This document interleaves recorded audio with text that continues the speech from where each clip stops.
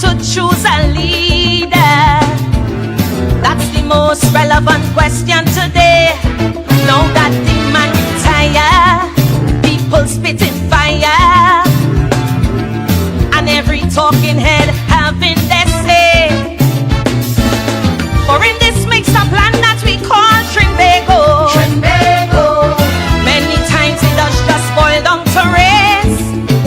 They say that one side like African and the next prefer East Indian, but this way of choosing leaders is a disgrace.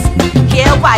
Because a leader must help his country to rise. A good leader be able to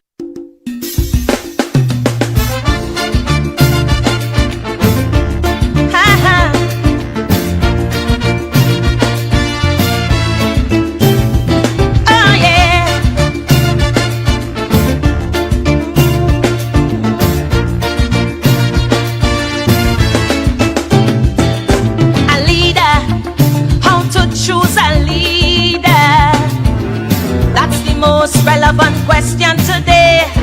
Now that the man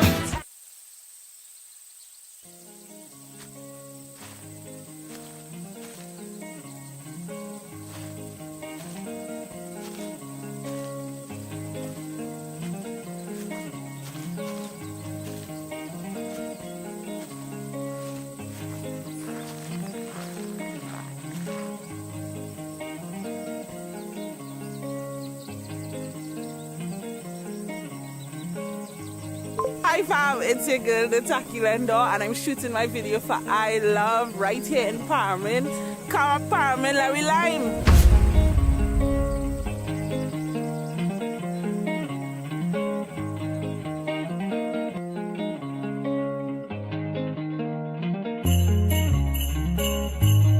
I like pastels, I like penny, I like black cake and fruit cake too. I like turkey, I like sweet bread, give me the sorrel and ginger beer.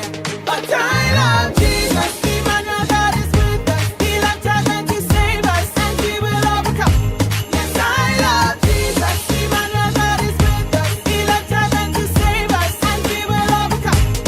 I like shopping, I like baking, I like painting. It's looking good. I see you cleaning, your power washing, I see your curtains. But just one thing, do you love Jesus? Emmanuel, God is with us. He left heaven to save us, and we will overcome. 'Cause I love Jesus. Emmanuel, God is with us. He left heaven to save us, and we will overcome. Yes, I love Jesus. Emmanuel, God is with us. He left heaven to save us, and we will overcome. Yes, I love Jesus. Emmanuel, God is with us. He left heaven to save us, and we will overcome. He didn't have to come for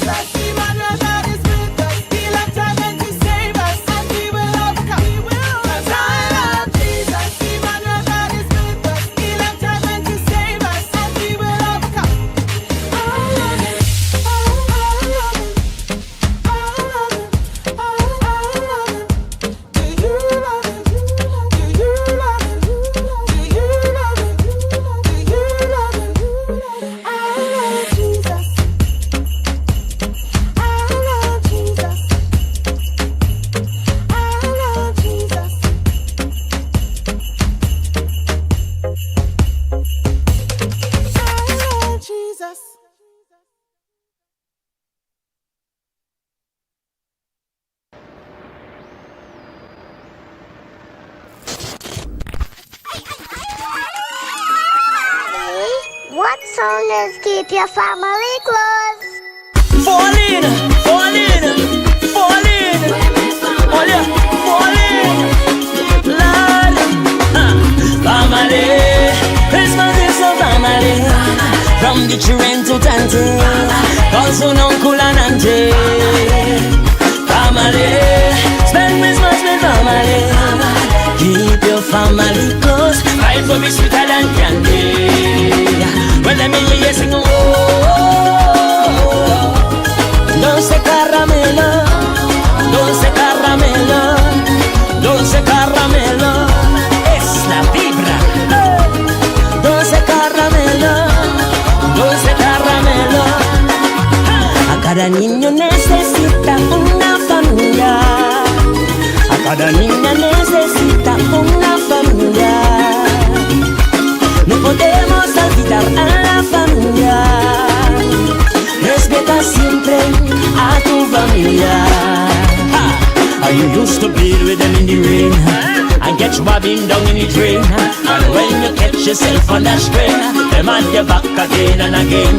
So much a mango surely climb. With them you spend so much of your time. Instead of getting exposed to crime, stay home and have a family line. Family, Christmas is a family.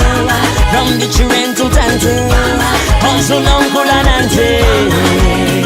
Family, spend Christmas with family. Keep your family close. Vibes will be sweeter than candy. Well, let me hear you sing. Oh, dulce caramelo, dulce caramelo, dulce caramelo, dulce caramelo. Family is the first ones that you call. When times get rough and you take a fall. So when things nice and your money tall, then you should link with to have a ball. Or we should put the family first. About their wins we should always bounce. So when you take and your Christmas toast, just for the ones you love the most. Family, Christmas is a family. From the children to tante, also uncle and auntie. Family, spend Christmas with family. Keep your family close. Vibe will be sweeter than candy. Well, everybody sing. Oh, dulce caramelo, dulce caramelo, dulce caramelo. Ah, dulce caramelo, dulce caramelo. A cada niño necesita una familia. A cada niña necesita una familia. No podemos olvidar a la familia. Respeta siempre a tu familia. Family, Christmas is a family. From the children to tante, also uncle and auntie. Family, spend Christmas with family. Keep your family close. Vibes will be sweeter than candy.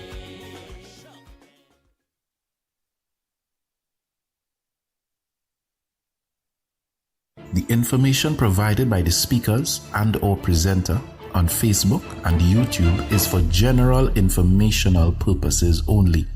All information is provided in good faith.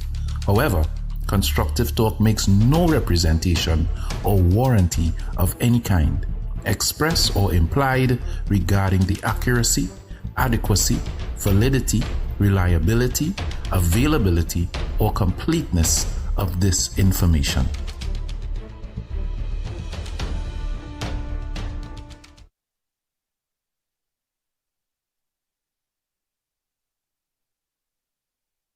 You give your hand to me and let me say hello. And now in party speak, my heart is beating so, and anyone can tell. You think you know me well, well you don't know me. Hey guys, I am Nigel O'Connor, a singer for all seasons, I am that voice that moves you for every occasion. I am that voice that celebrates life moments one note at a time. I am Nigel O'Connor. You can contact me at 783-0054 or 754-3154. And oh yes, that's me singing in the background.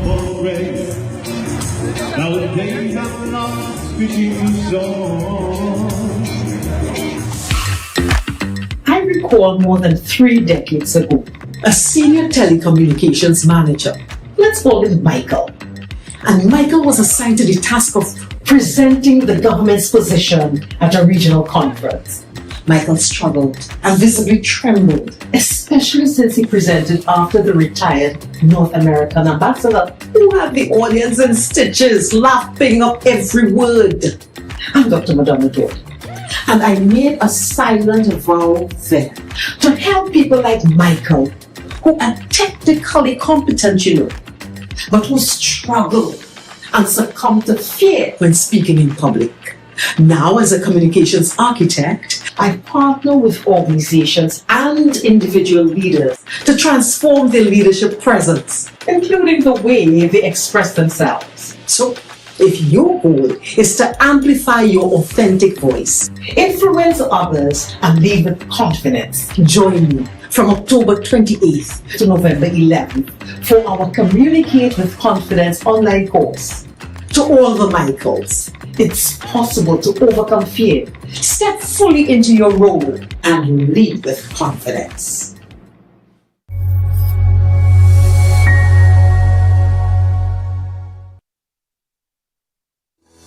During our 3 weeks course, I gained a lot of knowledge and insight on how to communicate with confidence using the different techniques and skills taught. Another thing that resonated for me is the fact that the same way singers prepare their voice, increase their lung capacity by eating healthy, doing the necessary breathing exercises, is the same way someone who is going to present should also prepare their voice. For persons who are interested in participating in this course, I say go for it, because you too will be able to find your coping skills, or how the runners and they psych up themselves when they're on the start line before they start to be focused to finish that race. You would be able to find your coping mechanism.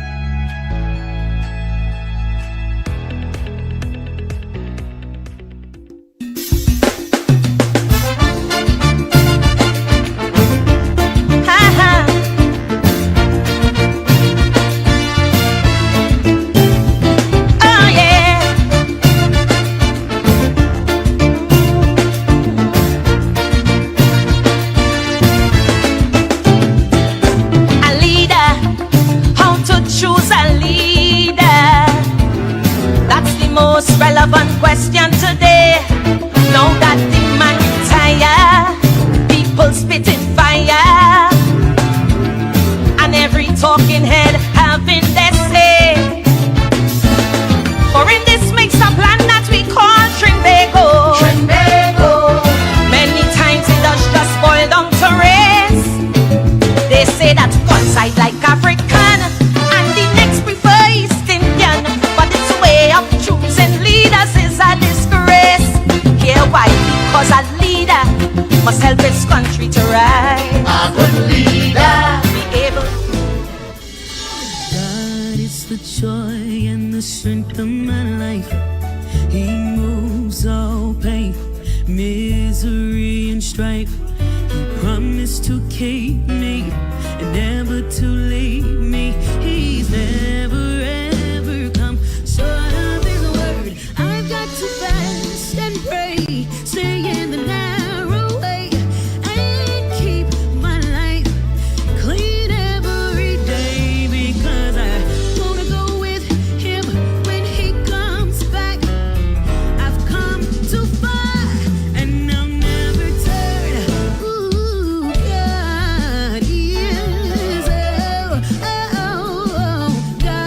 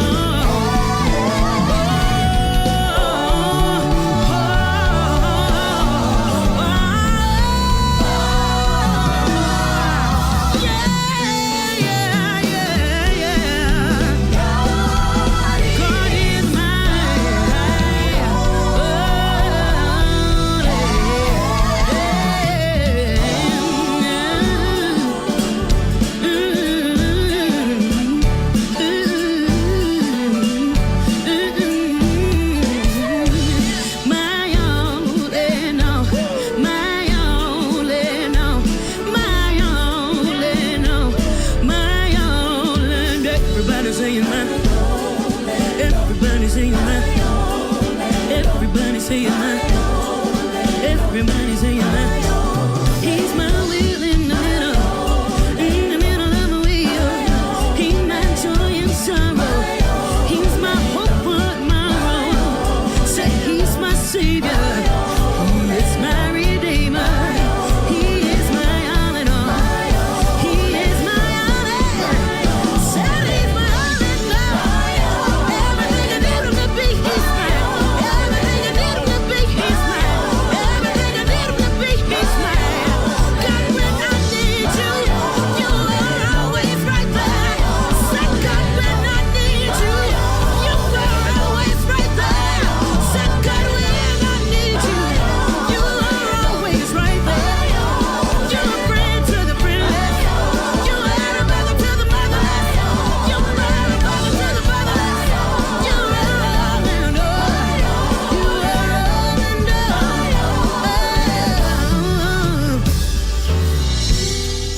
God is my all.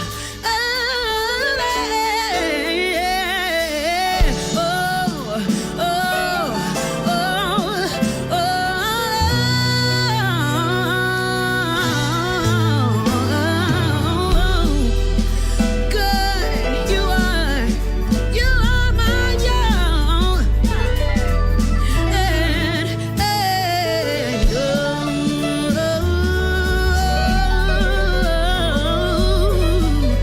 Oh God, one more time, yeah.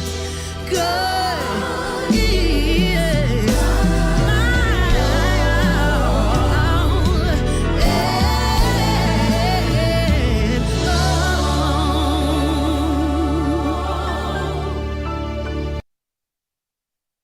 But we can't organize together. Why do you think that is? Self-hatred, petty differences, and the indoctrination of white supremacy, meaning most black people feel the only people they need to be accountable to are whites. They can never answer to a black person. This is why if you talk to any black supervisor or black manager, they'll tell you they get more help from their black employees than their white ones. Because whenever we see black authority, we rebel against it because we've been trained to believe that black people are worthless. And if you yourself is worthless, how much more worthless will be your authority over me?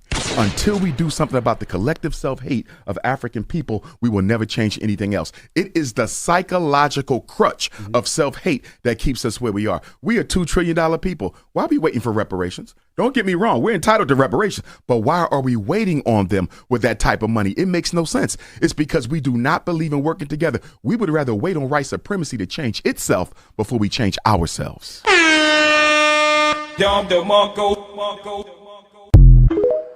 I want to start by reading a quote for you that is trending online now. Someone sent it to me and I saw it so many times. I think it's good for us to read this quote. I'm sure when I start to read it, you will be familiar with it. It says, out of hatred for the cockroach, the ants voted for the insecticide. Out of hatred for the cockroach, the ants voted for the insecticide. They all died, big on in the tail, including the housefly that didn't even vote. They all died, including the housefly that didn't even vote. It says an African proverb, but it could be a Trinidadian and Tobagonian proverb. It is so true of our situation here today.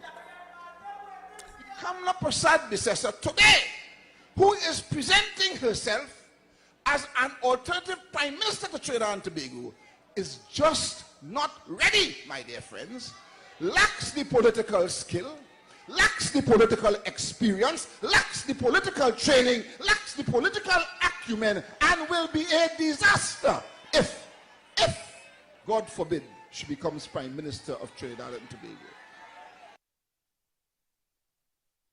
The Kamla Prasad Bisesa today, who is presenting herself as an alternative Prime Minister to Trinidad and Tobago, is just not ready, my dear friends, lacks the political skill, lacks the political experience, lacks the political training, lacks the political acumen, and will be a disaster if, God forbid, she becomes Prime Minister of Trinidad and Tobago. MP for Port of Spain, North St. Anne's West. You have plenty more problems coming your way. Plenty. Look outside here and you will see Central Block, Port of Spain General Hospital. If you all don't open that in the next few months, we will be outside that hospital waiting for you.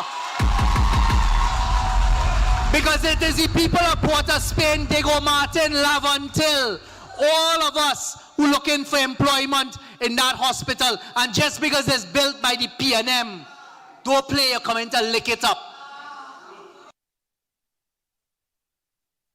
MP for Port of Spain, North St. Anne's West. You have plenty more problems coming your way. Plenty.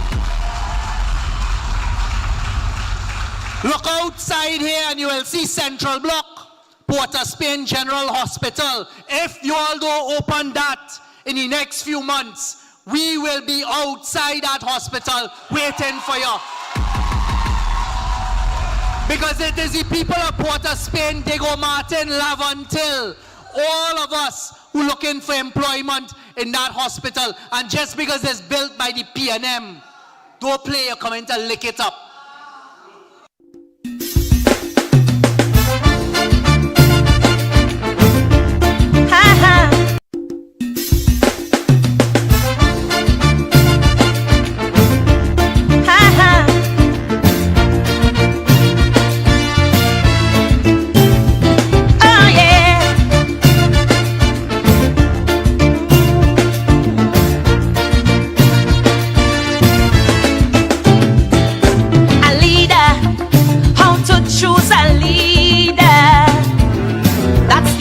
Relevant question today. Now that the man retire, people spitting fire, and every talking head having their say. For in this mix up land that we call Trinbago, many times it does just boil down to race. They say that one side like African and the next prefer East Indian, but it's a way of choosing leaders is a disgrace. Here why? Because a leader must help his country to rise. A good leader be able to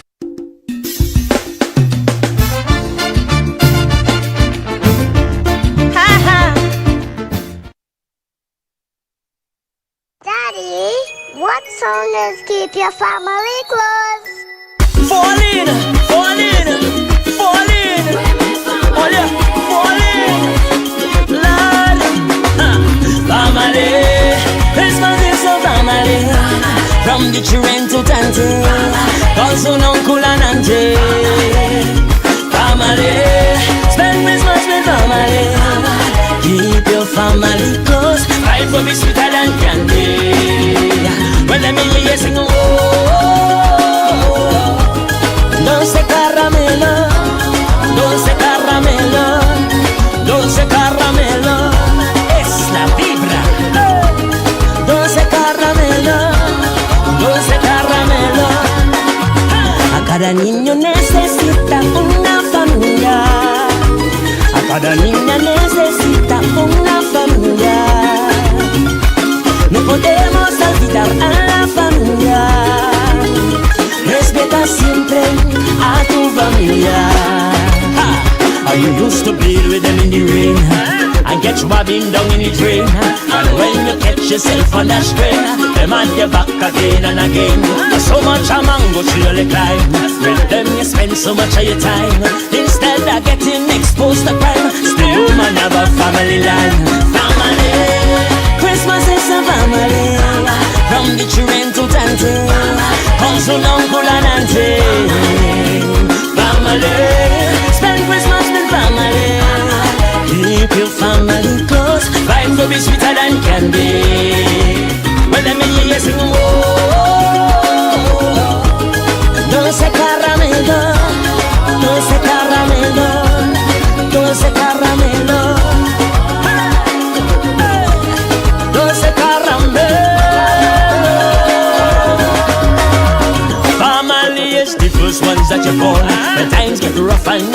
fall. So when things nice and your money tall, then you should link with to have a ball.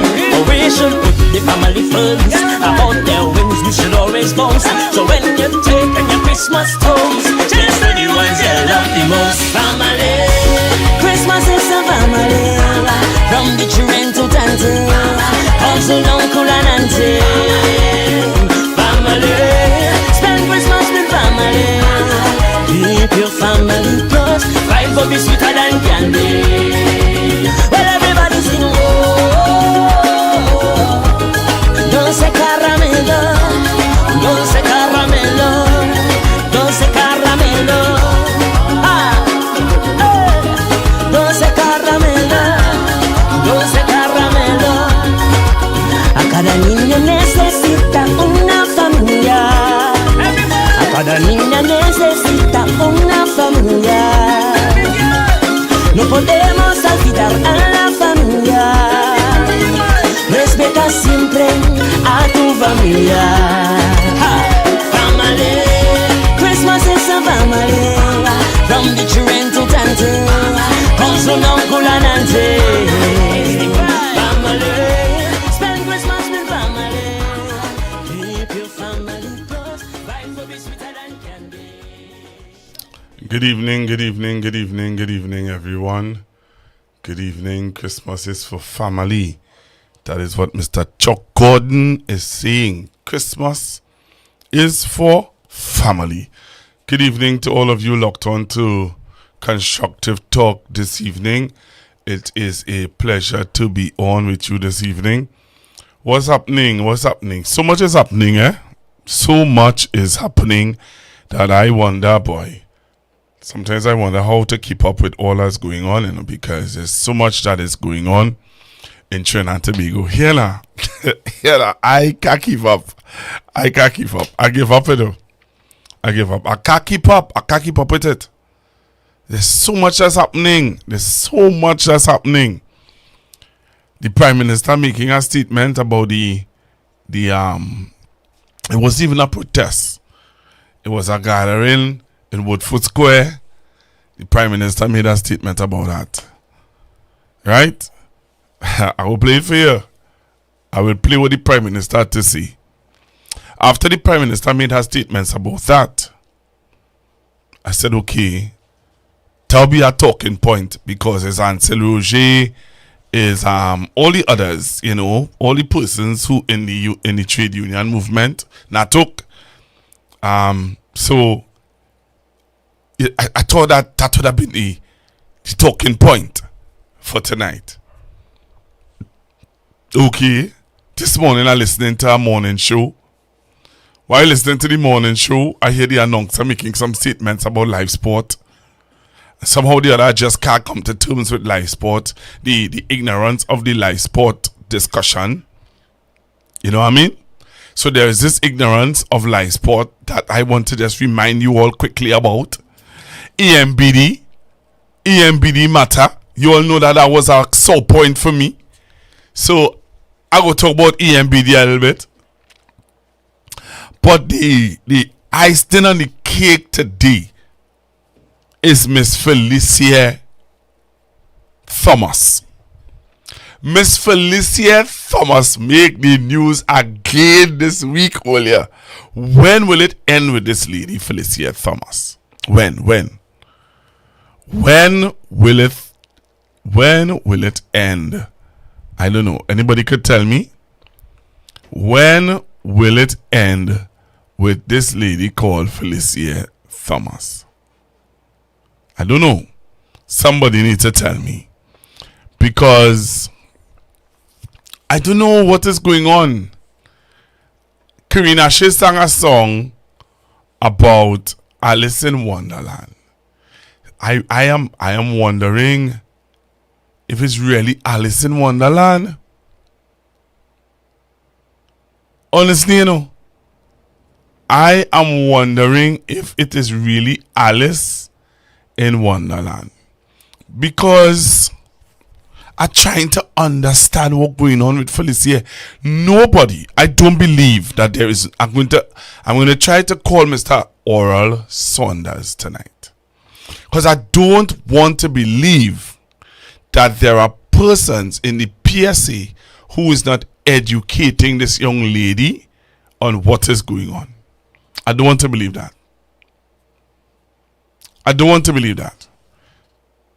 So before I even call Mr. Saunders, before I even get into Felicia, before I even get into Lysport, before I even get into EMBD, I want to deal with the Prime Minister's statements to union leaders over the weekend. Prime Minister made some statements to union leaders over the weekend. I don't know if you heard it. I don't know how many of you listen to the news. I don't know how many of you are aware of what the Prime Minister said. But the Prime Minister made some statements. Come on. The PM made some statements to the unions. And I want to play it for you. I want to play it for you. So, if you're now joining me, good evening. Thank you for joining me on Constructive Talk. Constructive Talk is a program where we look at current affairs, issues, and matters that are happening in our country, and not just Trinidad and Tobago, but worldwide. All right, so we look at different things that's happening in the news, we highlight it, and we discuss it. So the PM made a statement about the unions. I want to play it for you this evening. So take a listen to the PM, the Prime Minister, Ms. Kamala Persad-Bissessa's view on the gathering that took place in Woodford Square on Sunday. Take a listen to this. Welcome back. The Prime Minister has labelled a recent peace vigil as a dismal failure and is unconcerned about any fallout after the joint trade union movement. Welcome back. The Prime Minister has labelled a recent peace vigil as a dismal failure and is unconcerned about any fallout after the joint trade union movement. A known ally of the government endorsed the event. The vigil on Sunday was organized by a coalition of civil society groups amid growing tensions between the U.S. and Venezuela. In a statement, JTM said its position was rooted in the belief that nobody wins a war. Asked whether the union's move could signal a rift, Kamala Persad-Bissessa dismissed that suggestion. Persad-Bissessa took further aim at civil society groups, saying, quote, "The majority of citizens were fed up with gimmickry and fakeness masking as civil society, particularly civil society groups who have been in hibernation for the last 10 years. And the Minister in the Ministry of Public Utilities and former CWU Secretary General Clyde Elder said JTM's position does not erode relations with the government. I don't think so. The JTM has their role and function to perform, independent of the government at times, and we respect whatever their role and position is. Political analyst Dr. Shane Mohammed also downplayed talk of tension between the two sides. I mean, JTM is an ally or a friend of the government. That does not mean that every single thing that the government does or decides is going to cause a fallout, because again, we are a democracy, and democracy must allows everyone to have a difference of opinion, to have a different perspective, ideas and thoughts that we never thought of before. And the CNC3 News is awaiting a response from JTM's General Secretary Ozzy Warwick about the development. Welcome back. The Prime Minister has labelled a recent peace vigil as a dismal failure and is unconcerned about any fallout after the joint trade union movement. A known ally of the government endorsed the event. The vigil on Sunday was organized by a coalition of civil society groups amid growing tensions between the U.S. and Venezuela. In a statement, JTM said its position was rooted in the belief that nobody wins a war. Asked whether the union's move could signal a rift, Kamala Persad-Bissessa dismissed that suggestion. Persad-Bissessa took further aim at civil society groups, saying, quote, "The majority of citizens were fed up with gimmickry and fakeness masking as civil society, particularly civil society groups who have been in hibernation for the last 10 years. And the Minister in the Ministry of Public Utilities and former CWU. I want to pause it there for a minute. I want to pause it there. You all know what the Prime Minister said of you on civil society groups that was silent for the past 10 years? Is that true?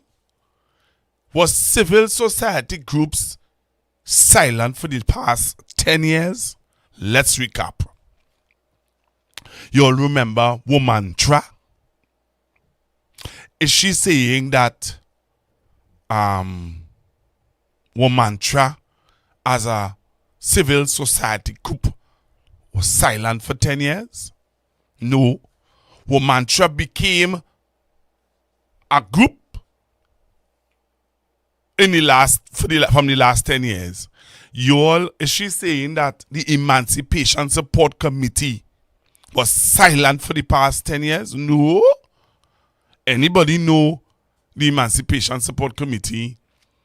They were upset when Dr. Rowley changed the name from Emancipation Day to what do you call it?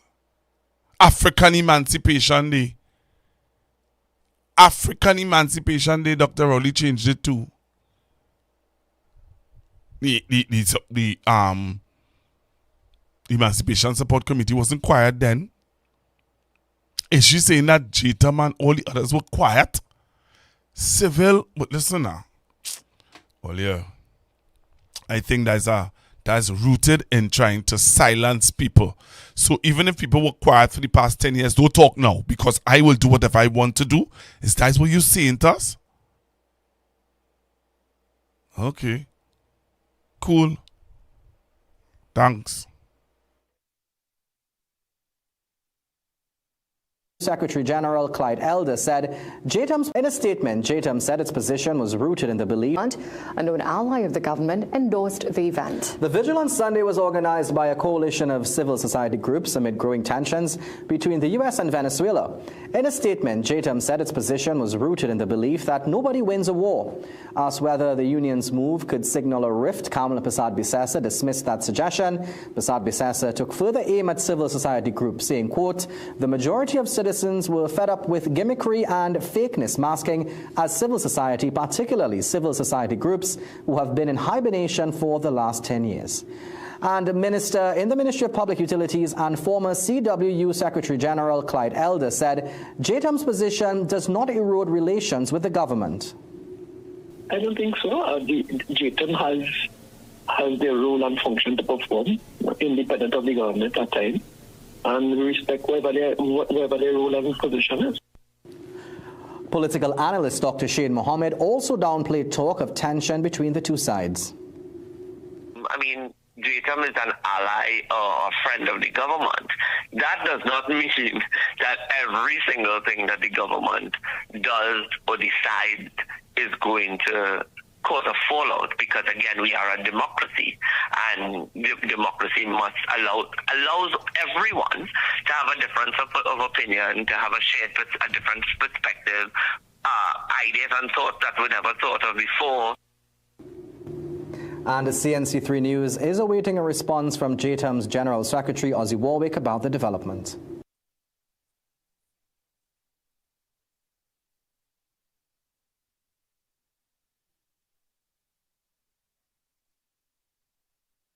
So they're waiting on Ozzy for a response. Well, they will wait on that response from Ozzy. I hope that he does respond to you guys quickly. I hope that Ozzy responds to you guys very quickly. So that was the Prime Minister's response to questions asked to her. I hope that Trinidadians are listening to how the Prime Minister view how you feel about certain things. Alright? So she's saying that, hey, where were your voice all the time? You was quiet. Now you want to talk? You can't go talk now. You understand? People are fed up on your hypocrisy. So tonight we have a new number just for tonight alone. Eh? Just for tonight alone, we have a new number which is rolling in front of your screen. So for those of you who want to get onto the show, there is a new number just for tonight only. Just for tonight only. Alright, the number to call. You could WhatsApp. You could call on WhatsApp, and also you could call regular call on that number. Just for tonight only, that number is 323-0576. 323-0576. That's the number to call and to message only for tonight. All right? 323-0576. 323-0576. Yeah. I would like to hear your view on how you feel about what the Prime Minister had to say. All right. So in the meanwhile, while the Prime Minister is dealing with Jita Mandi, this jumped out at me. I saw it on Crime Watch, and it's alleged that it is not police. That's what they're saying. It's alleged that it was a home invasion. Well, an attempted home invasion by persons masking to be police officers. Take a look at this. On our SOE, on our SOE, don't get up. We have 5 murders over the weekend on our SOE. 5. And while I'm at it, let me send out condolences to the Minister of Culture, Miss Michelle Benjamin. Lost her uncle, I believe it is, through crime. He was murdered when it was last night, yesterday. So I want to send out condolences to her family, you know. It's sad. It's really sad. He was a PH taxi driver, would work from Princess Down to St. Mary's, Moruga area. And I want to send condolences out to the family of the Minister of Culture, Miss Michelle Benjamin. All right, so 5 murders over the weekend. One, well, I just said, you know, Minister of Culture, Miss Michelle Benjamin, lost her uncle. His car shut down, and some guys came and, you know, how they will come up that. All right, so I want to send condolences to our family. Also, we had one in Point Fortin. There was one in Williamsville. There was one in... There's 2 others, I can't remember exactly, but there's 5 murders over the weekend. 5 on an SOE.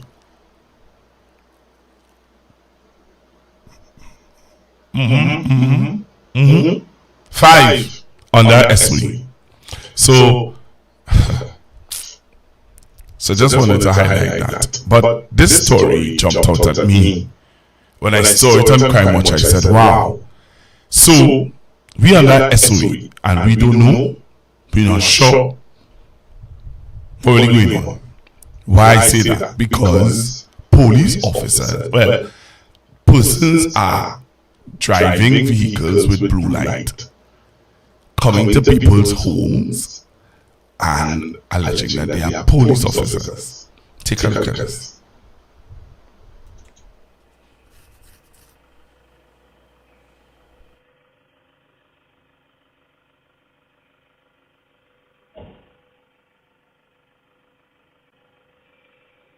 Judge.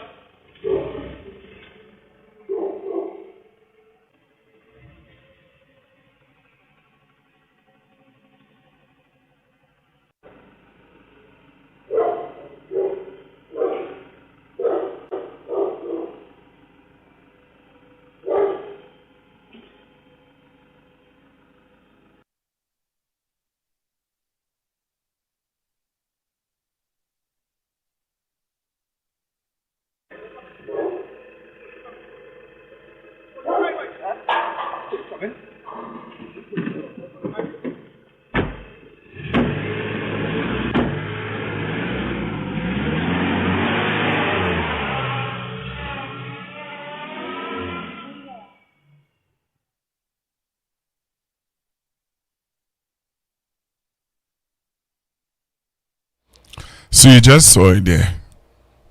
That's the video on Crime Watch of someone who pulled up in a vehicle alleging to be police officers. So I don't know what's happening in this country. I don't know what's going on. But we need answers, and we're not getting answers forthcoming at all. We're not getting answers forthcoming at all. All right, so I said to you that I wanted to talk to you guys about two matters that I saw on the news. Well, not in the news. Two matters that I'm hearing talks about on social media, talks about on morning shows. So there's this morning show sometimes I listen to, and they were talking about live sport. The famous live sport. The famous live sport. You all remember live sport? How many of you remember live sport? Take a listen to this. Let me take you back a little bit about live sport. I'm just giving you this one to hold about live sport. Because of the actions of a few, this program will have to be halted. The announcement made by Prime Minister Kamala Persad-Bissessar after revealing some of the findings of an audit report conducted on the live sport program. The report, which was done in the wake of media reports which raised serious questions about contracts which were handed out by the program, confirmed major discrepancies. The revelations read out like a rap sheet. The review, as contained in the report, has revealed a number of discrepancies which include the following: procurement breaches, a deviation from the mandates of Cabinet, the involvement of some persons in criminal activities, fraud by suppliers, theft of equipment, breaches of the Proceeds of Crime Act, and poor control and monitoring by officers of the ministry. The Prime Minister said she was disappointed that the program, which was developed to turn youngsters away from the lure of criminal activities, instead became a hub for such activities. And this is where I must express my personal deep disappointment and dismay that a program that was intended to save lives, to build lives, was used by a group of people for fraud and personal gain. This group of people derailed the good intentions of the program, have in effect given their support to criminality in some cases rather than to our young people. The Prime Minister confirmed that the findings of the report conducted by the Audit Committee were serious enough to be forwarded to the Director of Public Prosecutions and the Acting Commissioner of Police. Further, I have accepted the recommendations of the Audit Committee, and in that regard I have instructed the Honourable Attorney General to turn the report over to the Director of Public Prosecutions and the Commissioner of Police to investigate, detain and prosecute those guilty to the fullest extent of the law. The Prime Minister says the situation has also confirmed the need for new procurement measures to be established to avoid similar instances of corruption in the future. Peter Christopher, C.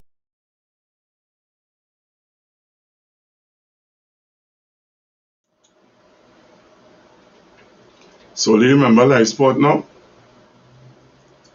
Anybody remember live sport now? I just said let me bring this to your remembrance a little bit.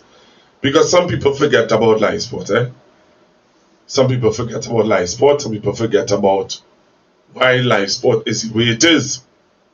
Why things are happening the way it's happening.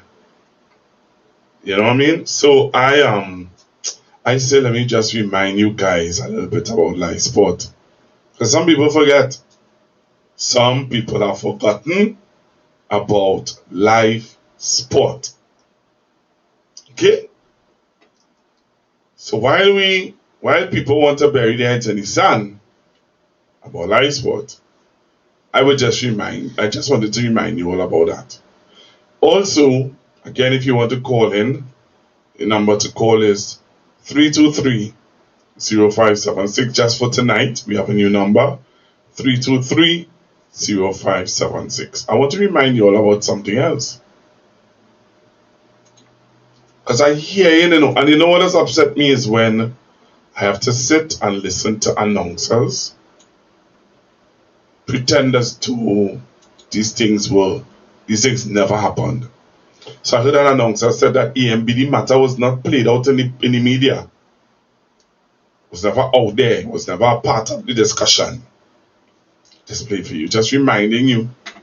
Take a listen. A High Court judge has ruled there is sufficient evidence for the bribery and fraud matter involving UNC candidate for Oropouche East, Dr. Rudal Munilal, and the EMBD to go to trial. Contractors will have to explain unusual patterns, oddities, and inconsistencies in 10 contracts with the Estate Management Business Development Company for road rehabilitation works in 2015. Crystal Wilson reports. After a 3.5-hour-long summary of details relating to the matter of Namalco, Fides, Calco, T.N. Ramnath and Company Limited, and Motilal Ramit and Sons, and Dr. Rudal Munilal against the Estate Management Business Development Company, Justice James Abood delivered his ruling virtually. The EMBD's lawsuit against Dr. Munilal and the others allege breach of fiduciary duty, cartel behavior, bribery, collusion, knowing receipt, dishonest assistance, and unlawful means conspiracy. TTT News understands the EMBD's case against the contractors allege that with the intention of enriching themselves and injuring EMBD, knowingly procured and or obtained the EMBD contracts, certifications and payments from EMBD by reason of collusion between themselves and others that was designed to ensure that specific companies were awarded specific contracts at inflated amounts and received payments that were not due. It's also alleged that the former minister and certain representatives of EMBD participated in what was described as the cartel arrangements and or inappropriately sought to favor contracts. In delivering his ruling, Justice Abood added, there's also evidence that a tenders committee was not involved in the award of contracts for 6 EMBD contractors. Justice Abood read from text messages exchanged among those allegedly involved in defrauding the EMBD, who are said to have benefited substantially from inflated contract costs. In some instances, Justice Abood said the overpricing amounted to as much as 80% more than the estimated contract costs. Attorneys have requested time to consider the ruling before making further submissions on August 21st. Crystal Wilson, TTT News.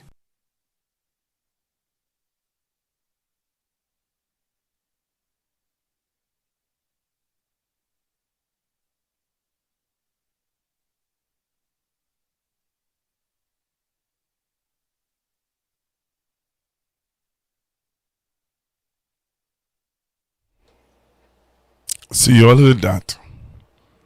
All right? You all heard that. I want to play for you another story. Because I just want to remind all you. Boy, what the Privy Council had to say. The Privy Council has denied T.N. Ramnath and Company Limited, its principal Taradat Ramnath, Calco Limited, Motilal Ramhit and Sons Contracting Limited, and Fides Limited permission to appeal a Court of Appeal decision. This ruling dismissed their applications to strike out Estate Management and Business Development Companies Limited, EMBD's case, or compel EMBD to provide further details. EMBD's case involves claims of unlawful conspiracy, bribery, dishonest assistance, and breach of fiduciary duty related to 12 civil work contracts awarded shortly before the 2015 general election. EMBD seeks to recover $275 million and declare the contracts void due to illegality. The lawsuit also involves counterclaims from contractors seeking payment for work under these contracts, and it names former government minister Dr. Rudal Munilal among the defendants. Following the Privy Council's decision, the case will proceed to trial under Mr. Justice C. Prasad, with defendants, including Dr. Munilal, are now required to file their defenses by November 6, 2024. Previous efforts to stop the trial were rejected by the High Court in August 2020 and the Court of Appeal in January 2024. Yep. Trinidad and Tobago. Yeah. It's just to remind you guys, you know. It's all about bringing to your awareness what's really going on. But what hurts me and what beats me is when you have talk show hosts and media houses trying to downplay things like this. That's what I have a problem with. Media houses and persons trying to downplay. Trying to downplay this. Yep. That's what's happening. That's what's happening. I don't know what to say. So again, the number to call is 323 0576. 323 0576. 323 0576. Don't call the old number, you wouldn't get through. Don't call the old number tonight, you wouldn't get through. 323 0576. Somebody sound echoing.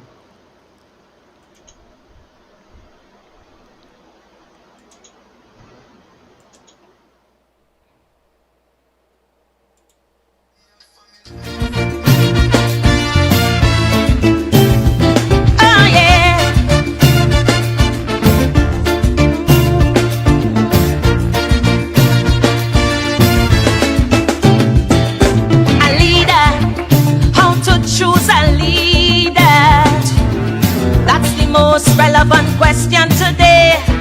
Now that man tired, people spitting fire. Yes, you're getting an echo, so you have to turn down your reverb a little. You're coming across like an echo. Or in this mix of land that we call yes, I'm hearing you. Hearing me? Alright. You hearing me? Turn on your yeah, I'm hearing you. On the phone? So turn it down a little. Yes, I think I turn it down. Alright. Yes, I am. Okay. Okay. Yes. Alright. Trying to figure out what's going on here. Alright. Yep. So I'm taking your calls. So the EMBD matter is a civil matter. EMBD matter is a civil matter. And you know what could happen there? How to choose a leader.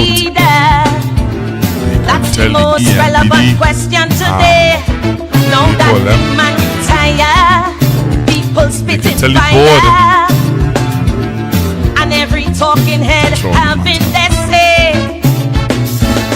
For in this mix of plan that we call Dr. Rowley warned us, you know. But how many of us really listen to him? How many of us listen to him? Interesting. So yes, I'm taking your calls on 464. Me 464. I keep saying 464 because I remember. Hello, good evening. Hello, good evening. Good afternoon, Pastor Google. Hi, good evening. What I like and all, I like the new one that started up with Annie Roberts. Let me see what direction that this case is going to take up and all. Thank you very much. Well, I don't know if it's a new case, but I know that it's something that Mark Bassant is doing. You hear me, caller? All right. Yep, so I'm taking your calls on 323 0576. 323 0576. You can call me. Hello, good evening. Hello, good evening. Hello? Hi, good evening. Good evening. You hear me on the phone, right? Yeah. I was hearing that echo. Pardon? Just now. I was hearing that echo. You still hearing that echo? Program, but no, yeah, I think the problem fixed. Anyhow, Pastor Google, you know what really sad in this country? That 10 years ago, these people who voted back in this government, there was about 15, some was in secondary school, other persons were in their 20s, and all this bacchanal with life sport, and of course all the other questionable forms of corruption as the UNC. and people had the audacity to vote these people back in. Not to mention the 100,000 people who decided to withhold their vote. I think this country lacks some sort of critical thinking in it, along with the perception of tribalism in this country. And that's why we are in message here today. Imagine that. Even a simple stance where people taking our stance about this zone of peace. Some people not even understand what's going on between. I wonder if people realize how serious this thing is for the umpteenth time. Pastor Google, are you aware of what's going on with Venezuela and Colombia? That they come into some sort of agreement? Some sort of alliance? Are you aware of that, Pastor Google? No, I don't know that. What's going on with them? Right? With the two countries? Tell me what's going on with them.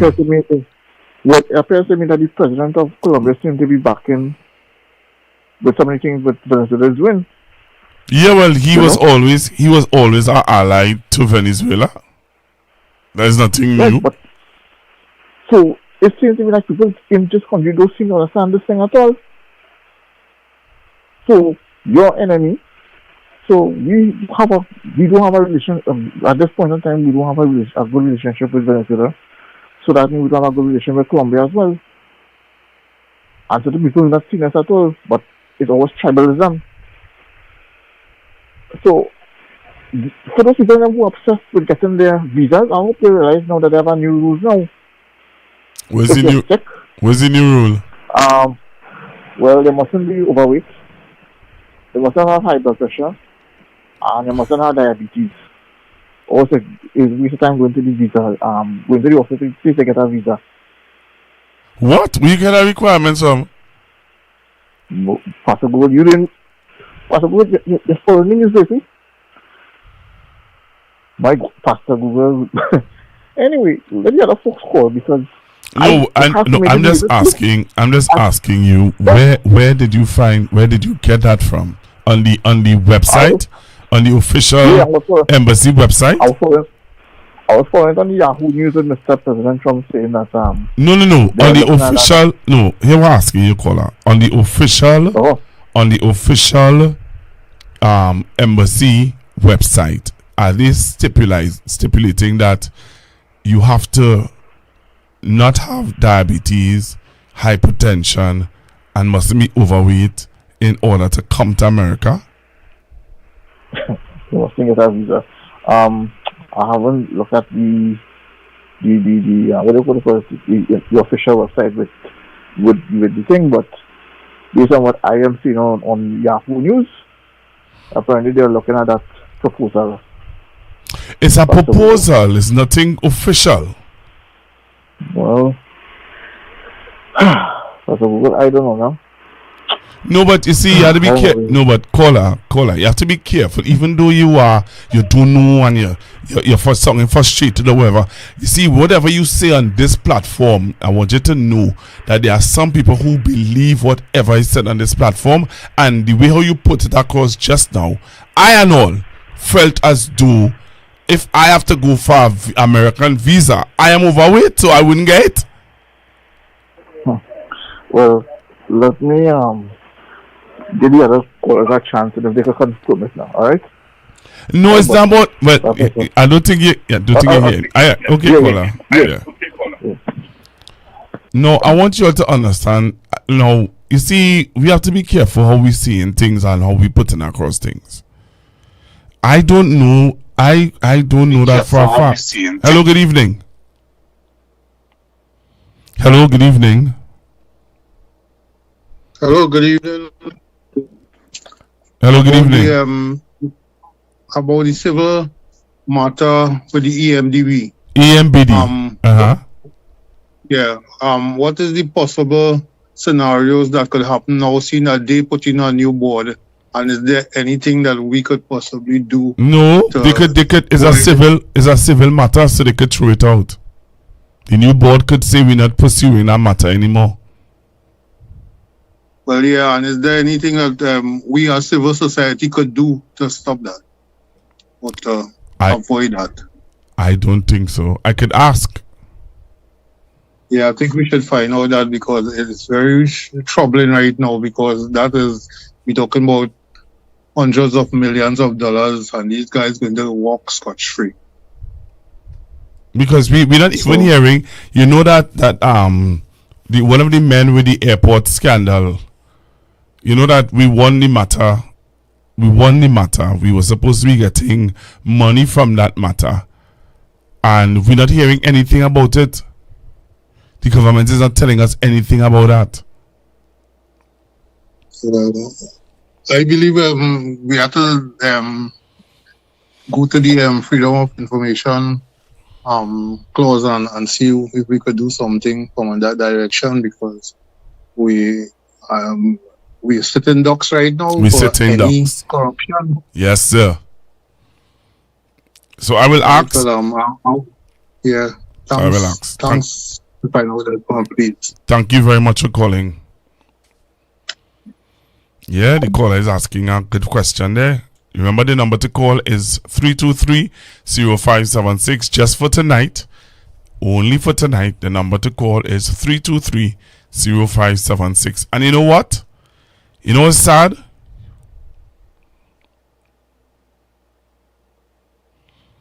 You know what is sad? Is that what is sad is it is a civil, the Privy Council said that they have questions to answer. The Privy Council said that. The Privy Council said yes, they have questions to answer. Huh? You all heard that? You all heard what I just said? The Privy Council said that they have questions to answer. Take a listen again. The Privy Council has denied TN Ramnath and Company Limited, its principal Taradat Ramnath, Calco Limited, Motilal Ramhit and Sons Contracting Limited, and Fides Limited permission to appeal a Court of Appeal decision. This ruling dismissed their applications to strike out Estate Management and Business Development Companies Limited, EMBD's case, or compel EMBD to provide further details. EMBD's case involves claims of unlawful conspiracy, bribery, dishonest assistance, and breach of fiduciary duty related to 12 civil work contracts awarded shortly before the 2015 general election. EMBD seeks to recover $275 million and declare the contracts void due to illegality. The lawsuit also involves counterclaims from contractors seeking payment for work under these contracts, and it names former government minister Dr. Rudal Munilal among the defendants. Following the Privy Council's decision, the case will proceed to trial under Mr. Justice C. Prasad, with defendants, including Dr. Munilal, are now required to file their defenses by November 6, 2024. Previous efforts to stop the trial were rejected by the High Court in August 2020 and the Court of Appeal in January 2024.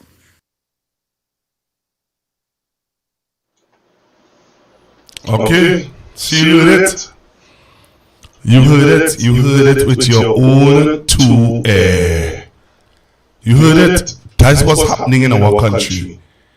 That happened under the last regime, and you all voted for them to govern us. Do you think that because you think that they're gonna what they're gonna do with the case? What do you think they're going to do with that case? With one of their own members who have questions to answer. One of their own members have questions to answer. What do you think that they're going to do with that case? It's a civil matter. It's not a criminal matter. It's a civil matter. The board would have taken the contractors to court. The contractors decided that they were going to fight the matter, and they appealed the matter. What did they do? They took the matter. They took the matter to the Privy Council. The Privy Council said, "Nah, go back down there. We'll have questions to answer." You will have questions to answer. You, doctor, have questions to answer. You, Ram, have questions to answer.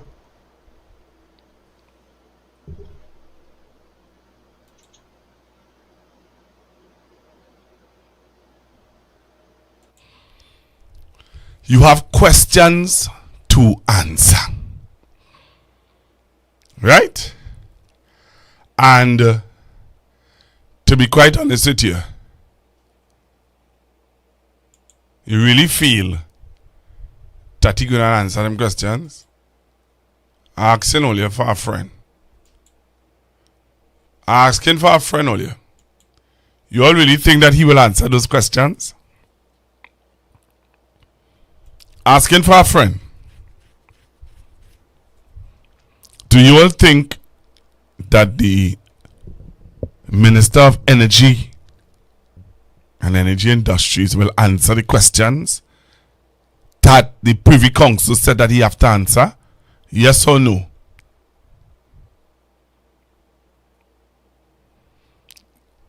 Yes or no? You think that Doctor will answer the questions? Yes or no? Answer me now. Yes or no? So you could call me 323-0576. 323-0576. Yes or no? Do you think that the doc will answer the questions that he has to answer? What is the questions he have to answer? And let's recap it and let's explain it over for those of you who now joining me. I want to know what I'm talking about. The doc have some questions to answer. Do you think that he will answer it? The gentleman who is a member of parliament for Oropouche, do you think that he will answer it? I take this call. Hello, good evening. All right, you're not there. You're left. Take a listen to some of the questions he has to answer. High Court judge has ruled there is sufficient evidence for the bribery and fraud matter involving UNC candidate for Oropouche East, Dr. Rudal Munilal, and the EMBD to go to trial. Contractors will have to explain unusual patterns, oddities, and inconsistencies in 10 contracts with the Estate Management Business Development Company for road rehabilitation works in 2015. Crystal Wilson reports. After a 3.5-hour-long summary of details relating to the matter of Namalco, Fides, Calco, T.N. Ramnath and Company Limited, and Motilal Ramit and Sons, and Dr. Rudal Munilal against the Estate Management Business Development Company, Justice James Aboud delivered his ruling virtually. The EMBD's lawsuit against Dr. Munilal and the others allege breach of fiduciary duty, cartel behavior, bribery, collusion, knowing receipt, dishonest assistance, and unlawful means conspiracy. TTT News understands the EMBD's case against the contractors allege that with the intention of enriching themselves and injuring EMBD, knowingly procured and or obtained the EMBD contracts, certifications and payments from EMBD by reason of collusion between themselves and others that was designed to ensure that specific companies were awarded specific contracts at inflated amounts and received payments that were not due. It's also alleged that the former minister and certain representatives of EMBD participated in what was described as the cartel arrangements and or inappropriately sought to favor contracts. In delivering his ruling, Justice Aboud added, there's also evidence that a tenders committee was not involved in the award of contracts for 6 EMBD contractors. Justice Aboud read from text messages exchanged among those allegedly involved in defrauding the EMBD, who are said to have benefited substantially from inflated contract costs. In some instances, Justice Aboud said the overpricing amounted to as much as 80% more than the estimated contract costs. Attorneys have requested time to consider the ruling before making further submissions on August 21st. Crystal Wilson, TTT News.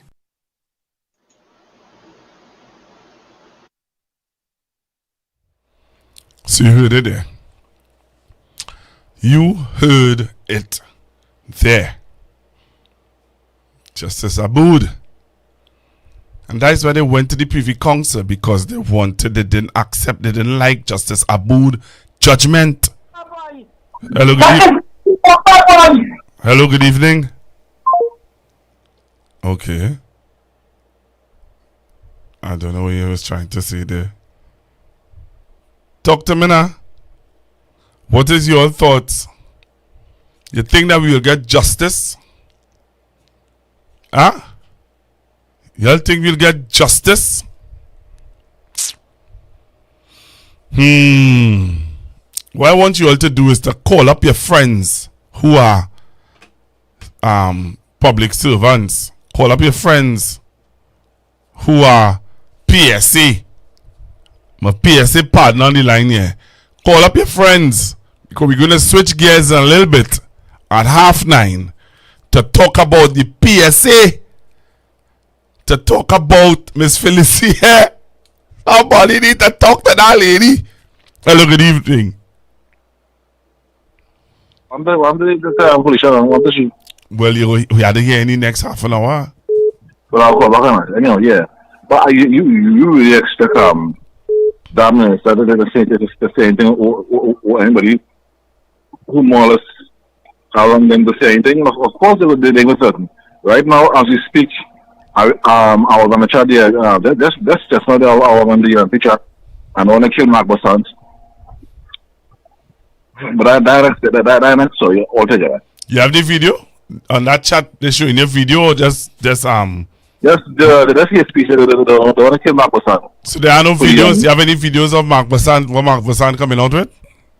No. He was doing yeah, an expose on live sport, but I haven't got a chance to look at it. That on TV6 this season. That on TV6. So did you see? Did you have any videos of it? I don't have. If you get on the TV6 this evening, just so they will see it. All right, okay, all right. But he exposed them out. Well, we see some interesting facts. Real facts. Okay. Yeah, check it out. TV6 this evening TV6 news. Okay. Anyhow, what the class was Felicia. Whenever you talk, coming back with Felicia. Yeah, but that man started to be saying, please. All right. Look here, he know what going to talk certain plans to see what's going on. All right. After 6 months. Yeah. I'll go on later. Hello, good evening. Yeah, good afternoon, Pastor Google. Hi, good evening.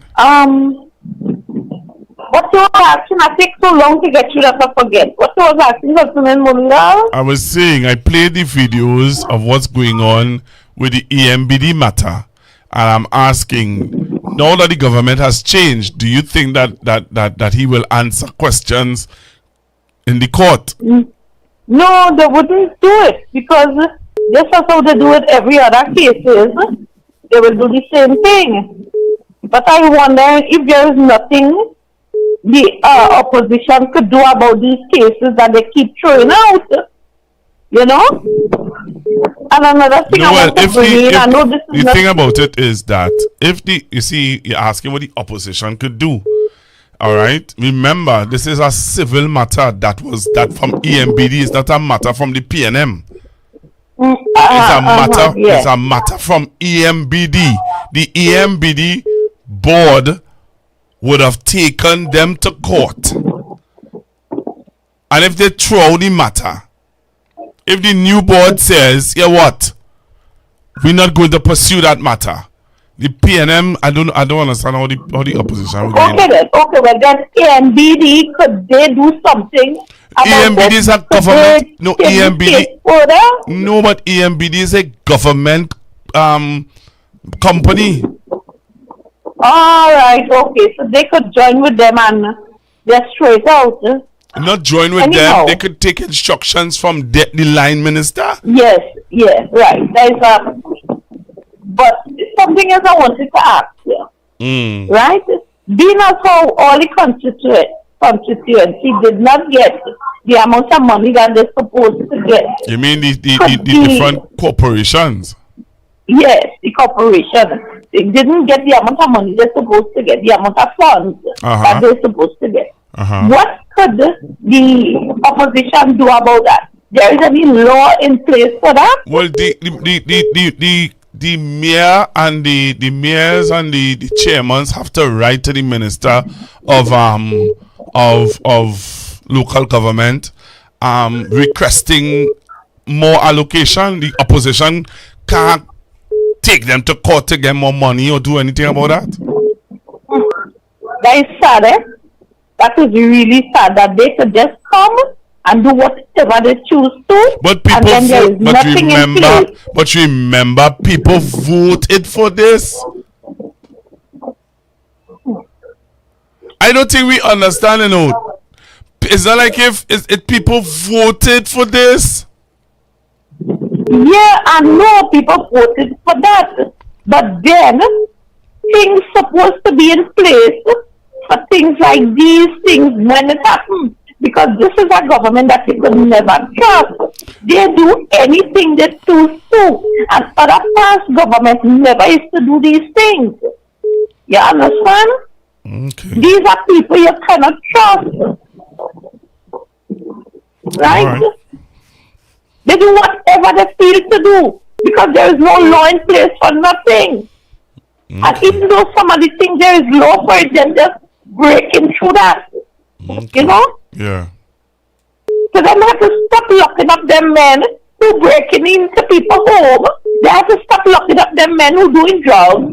They have to stop doing that because why? They themselves into the bacchanal, into the confusion, and there is nothing nobody could do them about it. Everything them just getting off cut free.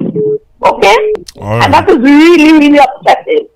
Why? Because they have money? Why? Okay, Pastor Google, you have a good evening. Okay then, thank you. Hello, good evening. Hello, good evening. Hello, good afternoon, Pastor Google. Good evening, I asked a question just now.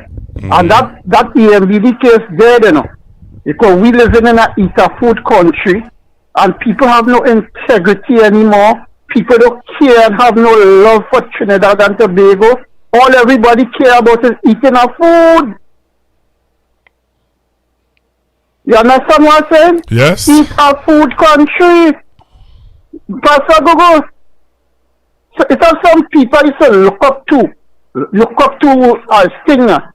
But when I see these people them falling, no integrity at all, nobody have no integrity, no moral and spiritual value in this country anymore. Pastor Gogo. We countries be destroyed spiritually, physically, mentally, socially, financially, you know. We country are being destroyed, you know. You hear the words where everybody used before the election and after election. Destroy, destroy, destroy, crush the economy, destroy, destroy. I'm going to tell you something with some real power, brother. Because I'm going to tell you something. The central bank governor show you we was in no destruction. Trinidad and Tobago see 3 years of growth, and we was expecting to see growth this year. But what's going on is the credit agencies give it projection, right? So Dr. William was bringing the revenue authority and was going to implement the property tax, right, in a nice way. And then he was going to bring the Nigerian company where we'd see about $18.5 billion in revenues coming in our coffers, right? So everybody going against the PNM because of the property tax and the revenue authority. So people don't want that, right? The IMF show you is $16 billion. We don't collect it. So you feel the fellas when I was wearing the yellow tie and thing there, they was bad talking all the time. The yellow tie now. Everybody want to play a game. We not eat a food country. Eat a food. Nobody don't care about Trinidad and Tobago. What you feel going to happen to Trinidad and Tobago? No country can survive like that. Even Haiti, you can't talk a Haitian with a Haitian You can back up Jamaica with a Jamaican or no Caribbean country. But in Trinidad and Tobago, anybody could come here. Bad talk we hear and we laugh. You know what causing that? The PNM create such a great foundation here that people so happy. They know they're happy and they're just living and they know they're happy. You see, we don't care about war. We don't care about nothing. We don't care about nothing. We don't care about. We don't care about. Some people don't care about the children. All we want to do is to eat our food. Some want to eat a quick fix and some want a long fix down the road. People who we call people of integrity and things.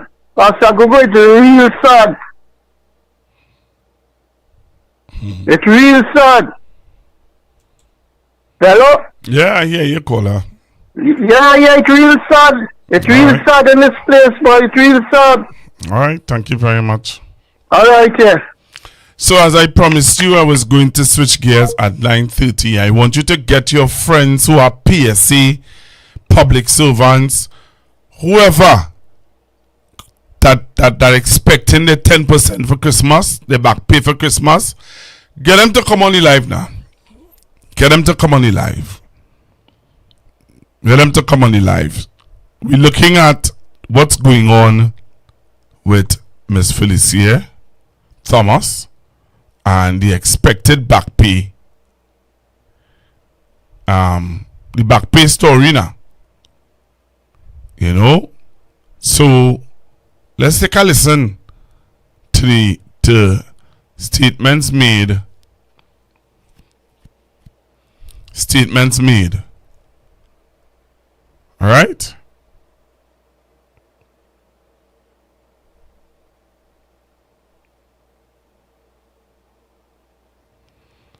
All right.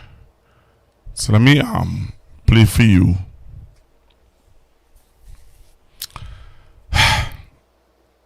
Play for you, Miss Thomas on the news tonight. Well, yeah, pray for that lady, you know. I might be laughing, but I'm serious. Pray for Miss Thomas. Putting all fun and joke aside, pray for Miss Thomas, you know. I think Miss Thomas need prayer. Pray for her. Take a listen to this, Trinidad and Tobago. PSA President Felicia Thomas is accusing the Chief Personnel Officer of delaying wage talks and with it, the promised 10% salary increase for public servants. And as Thomas prepares to address her members tomorrow, she told CNC3 News that something doesn't seem right. Last Monday, Thomas expressed confidence that CPO Commander Dr. Daryl Dindial would soon invite the union to start negotiations. Finance Minister Dave Tanku said he had given written instructions to the CPO for talks to begin after the budget debate. But Thomas, who is aiming for negotiations and payments by Christmas, says the CPO appears to be stalling.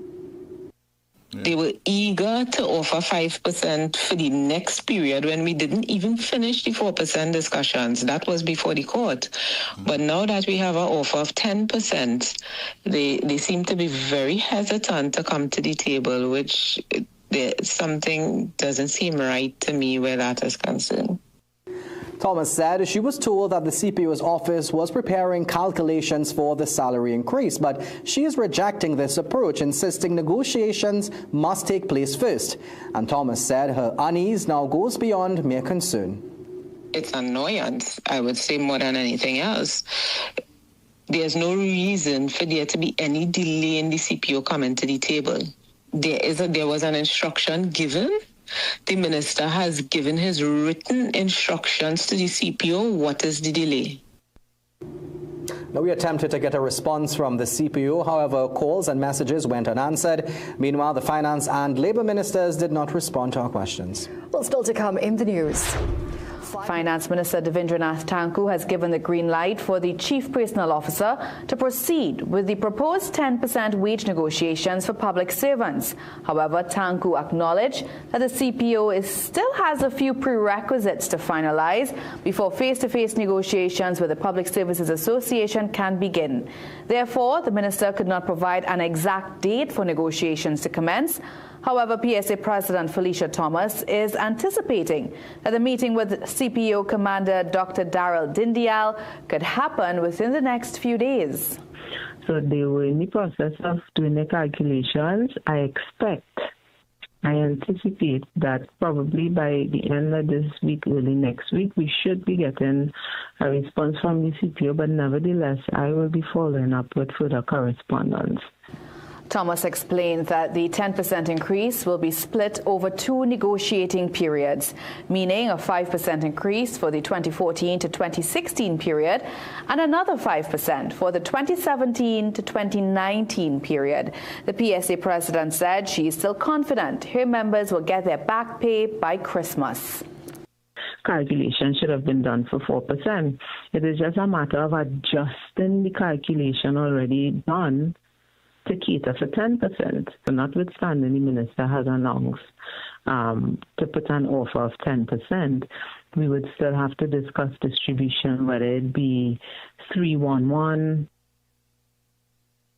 Meanwhile, Minister Tanku said he would be unable to provide an estimated cost for these negotiations as the process has to be completed first.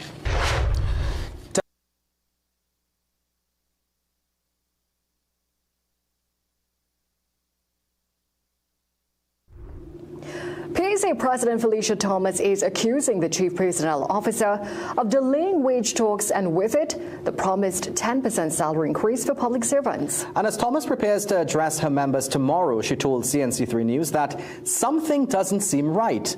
Last Monday, Thomas expressed confidence that CPO Commander Dr. Daryl Dindial would soon invite the union to start negotiations. Finance Minister Dave Tanku said he had given written instructions to the CPO for talks to begin after the budget debate. But Thomas, who is aiming for negotiations and payments by Christmas, says the CPO appears to be stalling. They were eager to offer 5% for the next period when we didn't even finish the 4% discussions. That was before the court. But now that we have an offer of 10%, they seem to be very hesitant to come to the table, which something doesn't seem right to me where that is concerned. Thomas said she was told that the CPO's office was preparing calculations for the salary increase, but she is rejecting this approach, insisting negotiations must take place first. And Thomas said her unease now goes beyond mere concern. It's annoyance, I would say, more than anything else. There's no reason for there to be any delay in the CPO coming to the table. There was an instruction given. The minister has given his written instructions to the CPO. What is the delay? Now, we attempted to get a response from the CPO. However, calls and messages went unanswered. Meanwhile, the finance and labor ministers did not respond to our questions. Well, still to come in the news.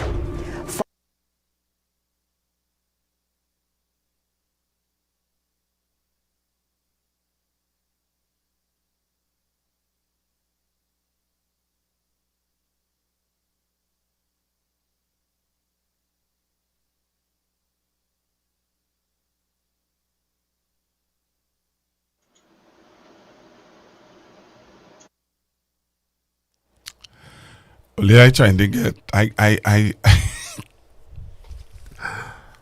oh gosh, I try to grapple my mind around this thing. Look over there with the phone lights. Only I try to grapple my mind around it. Well, what going on? Already going on only. Somebody need to talk to the young lady, you know.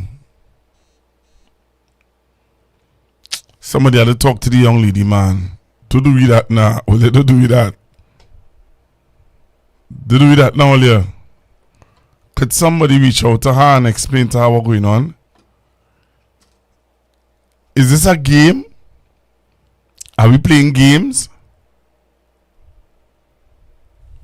Could somebody reach out to Miss Thomas and talk with her?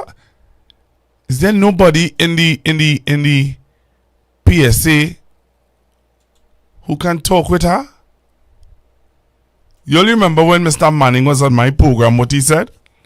Take a listen to what Mr. Brian Manning said. And there's a copy of what he said from a blogger who got it from my show. Just putting it out there now. Take a listen to this.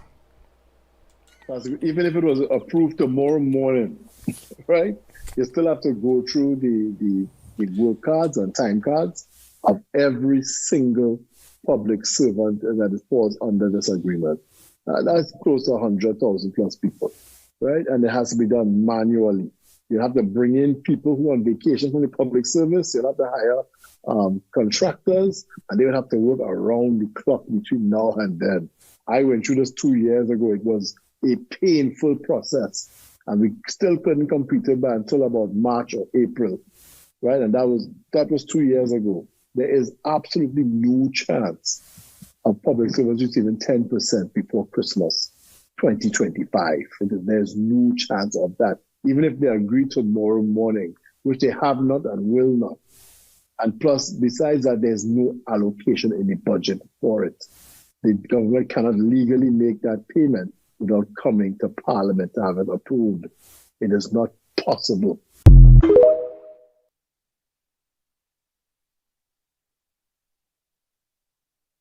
Even if it was approved tomorrow morning, right? You still have to go through the work cards and time cards of every single public servant that falls under this agreement.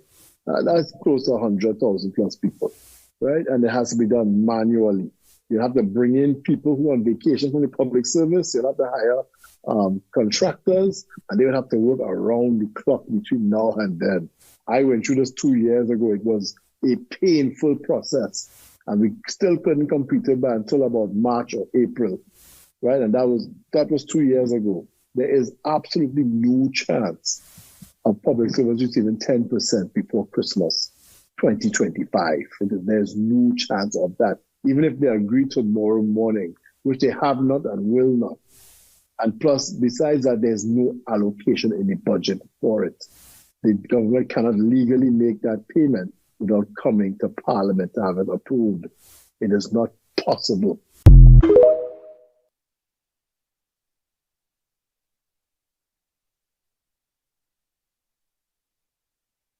Kamla Prasad Bissessa today, who is presenting herself as an alternative Prime Minister to Trinidad and Tobago, is just not ready, my dear friends, lacks the political skill, lacks the political experience, lacks the political training, lacks the political acumen, and will be a disaster if, God forbid, she becomes Prime Minister of Trinidad and Tobago.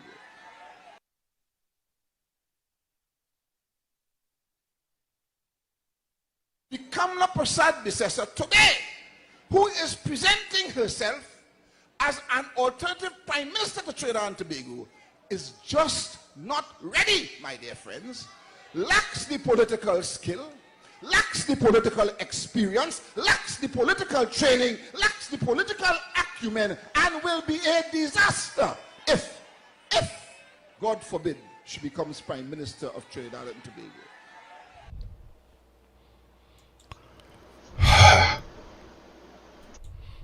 Mr. Manning warned us, you know.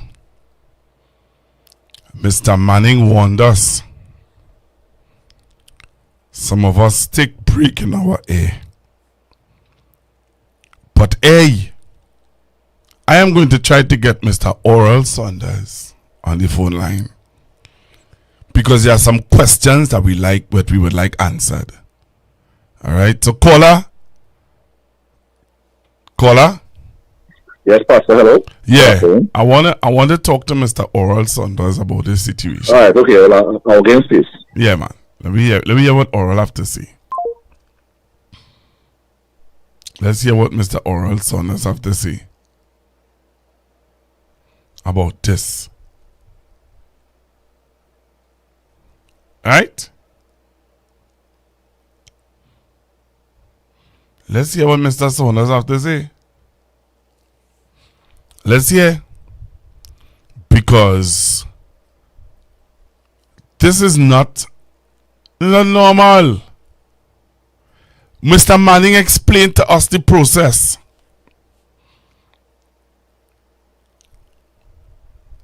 and this lady is convinced.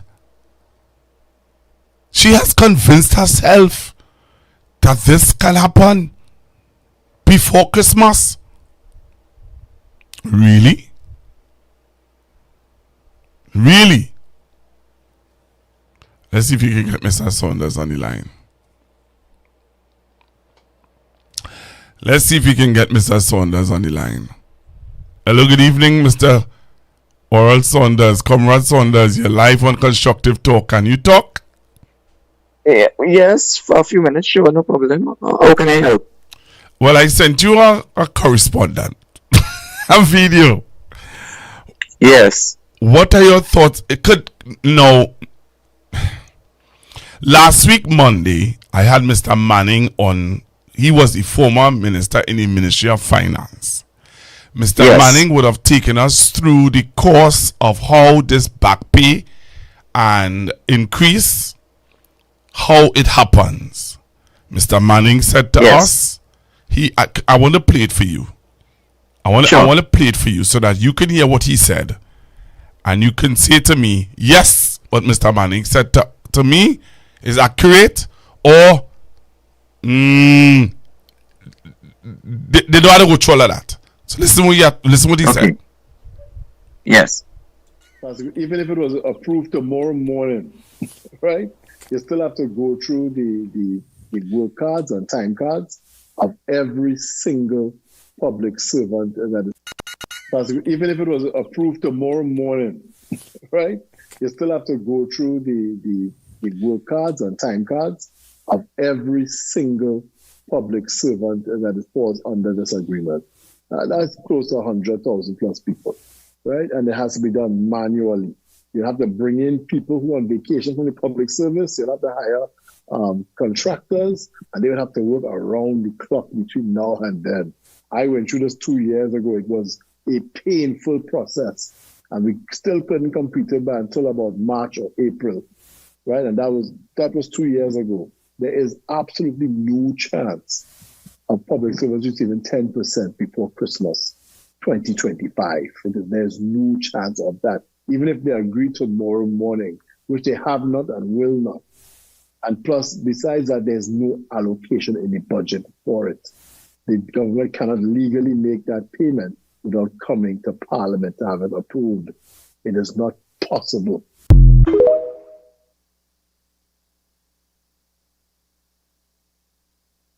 Wow. That's a lot. That's a lot. Well, I think generally I understand where the Honourable Member of Parliament for San Fernando East is coming from. However, I think he's predicating his responses on, or he's not, I wouldn't say accurate, but what I would say is that he's missing one critical element in the experience that he had. And the experience that I believe he's alluding to, and I stand corrected, is the fact of what it entailed for the government, which was his party, to really implement the 4% that was agreed upon by several other unions. And he was saying it was basically a nightmare. And to his credit, he is correct. But the main element he's missing from his argument is this: how would public officers have felt? Because that is who had to do the work of compiling, which is correct. It is a very painstakingly difficult process, because normally what transpires is that negotiations are done for 3-year periods. But that negotiation that was signed off by CUTA and other unions comprised of 6 years, 002 and 002. And you must go through each one's individual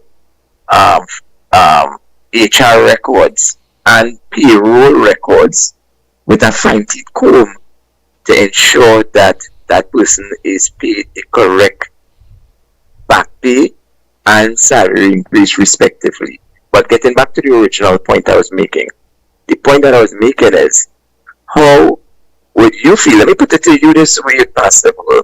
How would you feel as a public officer to have to quantify and to do this considerable amount of work for persons when you have not received a salary increase? Would you be motivated to work? Would you be excited to work? And that is the critical element. Now, with this scenario that is going to be played out, I anticipate that public officers will go about quantifying or doing the same exercise with much more vigor, with much more sense of purpose, because this is their money. Now, can it be done for Christmas? That's a totally different story. There's a different argument. However, what is more important is the process, because I am very happy that the PSC is actually speaking to us, the public, and it's something that we weren't hearing about. And I think it is going to require a level of solidarity amongst public officers, and I do not know if the present executive can pull the entire public service together. I'm not saying it is impossible, but I'm not sure if they can pull the entire public service together, seeing that they would have chosen to go about trying to get the 10% for public officers via political means, partisan political means. Because what stands out to me, which was the difference between our campaign and the executive of the PSC at present, is that we were trying to say that unions, especially a union like the PSC and other public sector unions, must remain apolitical, which is a fancy word for simply saying we should not be in bed or in allegiance with any political party, because political parties, from our observations, would promise the stars, the moon, and even the 6 numbers for the lotto. All right. If you support them. All right, but listen to this. I'm taking you back, because I'm taking you back to what you would have said earlier. You said that with Mr. Manning's experience, public servants would have had to work to give tutor and all the other unions which would have accepted the money. They would have had to work tediously to get to give them their money. Right? And so that was his experience of having to work to get public servants to do that. But for them, they would, because it's your money, you would put in the due diligence to make sure that you get it at a faster pace. First to begin, do you have the money? We heard the Speaker of the House saying that they did not budget for the money. So what is it they're coming to work for? They're not coming to work for nothing. They have nothing to give you. That's what Mr. Manning was saying in essence. Mr. Manning was saying in essence in the budget, in the what do you call it? In the stand when they had the standing committees. Yes, the standing committees. It was abundantly clear. Stop talking about this 10% because it's not budgeted for.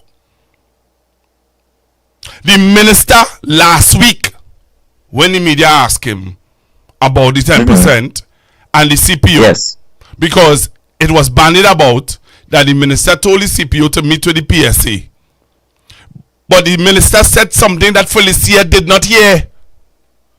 He said to her that the CPO still have papers or things to work out. We don't know how long that things that he had to work out will take to work out. We are in November.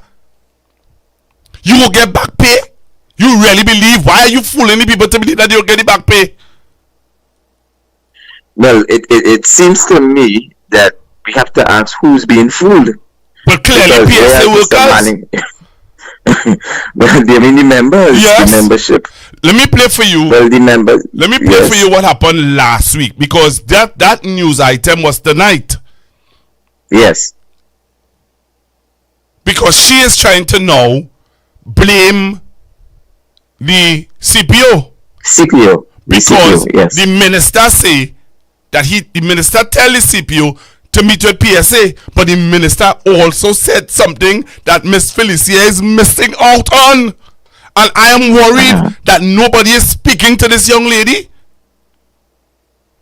You mean to say there's nobody in the unions, all the different unions, NATOC, this one, that one, nobody could call and say, hey, young lady, you're going off track. I think you're missing something here. First to begin, your 10% was not budgeted for. Secondly, the minister did tell the CPO to meet with you, but he also said something that you did not hear.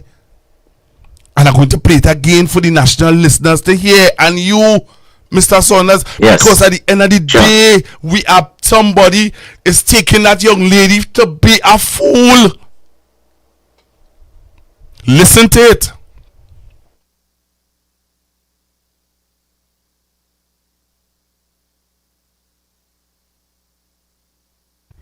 Finance Minister Devendranath Tanku has given the green light for the Chief Personnel Officer to proceed with the proposed 10% wage negotiations for public servants. However, Tanku acknowledged that the CPO still has a few prerequisites to finalize before face-to-face negotiations with the Public Services Association can begin. Therefore, the minister... You heard that? Mm-hmm. Yes. You heard what the reporter said that Tanku say? Yes. Before you have any face-to-face discussion with you? Things that he must be able to accomplish first. So when she is telling you tonight that the CPO playing games and he dancing, he avoiding, the minister told you that since last week. Somebody need to call that young lady, send her this recording, and say to her, ma'am, you are rushing the brush.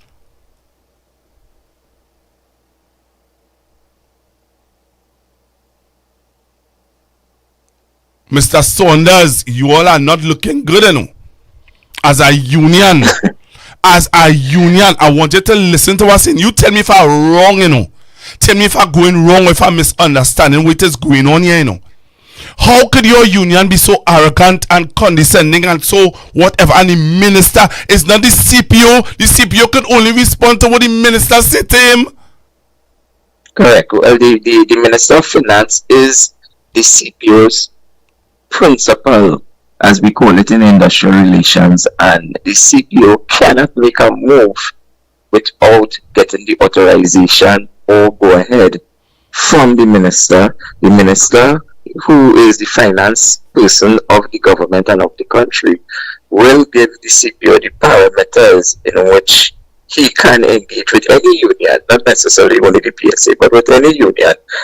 And therefore, what I would hope for Miss Thomas, I don't think she's right, Miss Thomas's sake, and on behalf of the entire public service, is that she should use the relationship that I would have seen her on the campaign trail with the Honorable Prime Minister.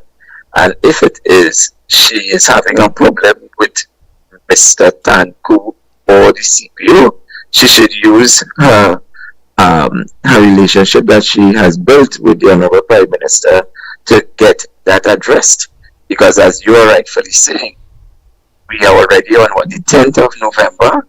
Thank you. And so you tell me, Oral, be honest with this nation here tonight and people viewing all over the world. You tell me, Oral, you really believe that only gonna get the public servants gonna get any back pay by Christmas in this time, in this short space of time? You really think that public servants are going to be so motivated that they're going to make sure that they get a back pay? And there was no allocation. First begin, they had to go to the parliament. First thing again, they have to go to the parliament. Variation. Variation. Thank you. Do you think that there is enough time for that oral? Well, the government can do it, but I have never seen it done that fast before. Normally we have a mid-year review, not so? And it is at the mid-year review, which we are talking about in June of next year, is normally around the time when, you know, they have that supplemental spending and they have those discussions and they come back to Parliament. I know that's what normally happens. However, with the kind of majority the government has, it is a possibility that they can do things differently. They have the power. Let me put it this way. They do have the power to do things and to make things happen. But it comes back down to exactly what you are saying in terms of whatever power they have. There still must be a process. There must be a process, and the process must be respected and followed. And we can't circumvent it. We can't circumvent it. Oral, people getting paid late. Yeah. That is of grave concern. Yeah, I know that is really of. Yeah, I heard the minister said it was due to the new introduction of various ministries. Yeah. So it would have taken some time for salaries to become aligned. Oh, please. So I'm hoping that maybe by next year it should be aligned. But yeah, because remember, it takes some time for those things to come on stream for you to. It's not as simple.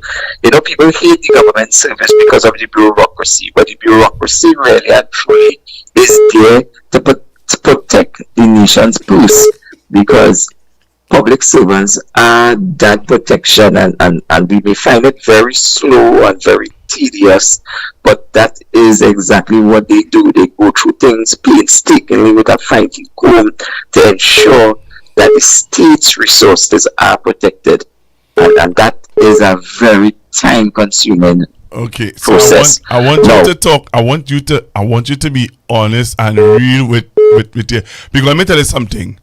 You see, right now on my YouTube page and on my Facebook page, yes, it's only PSA workers. It's only not PSA workers. It's only public servants. Only yes, public I can servants. imagine how anxious they are. Anxiously awaiting. All of us are. Oral, none of them are anxiously waiting for that. They don't believe that they're going to get any back pay by Christmas.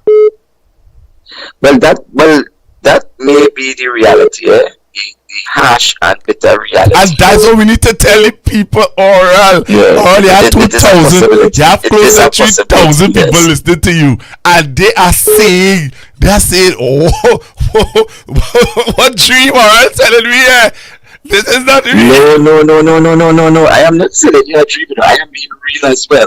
Because what I'm simply saying is that although what is in front of us, and I can't fault you, my brother, I can't fault you with your pessimism and your doubt on the reality of public officers getting payments by Christmas, because really and truly the information that is before you indicates such. So I can't fault you, and I do not think that the PSA president could fault you as well for having that, you know, that perspective, because this is what you are seeing in front of you. No, I am seeing what you are seeing in front of you, but the only difference I am seeing is that this is definitely uncharted territory the PSA has found itself in, from the perspective that the PSA is practically the government and the government is practically the PSA.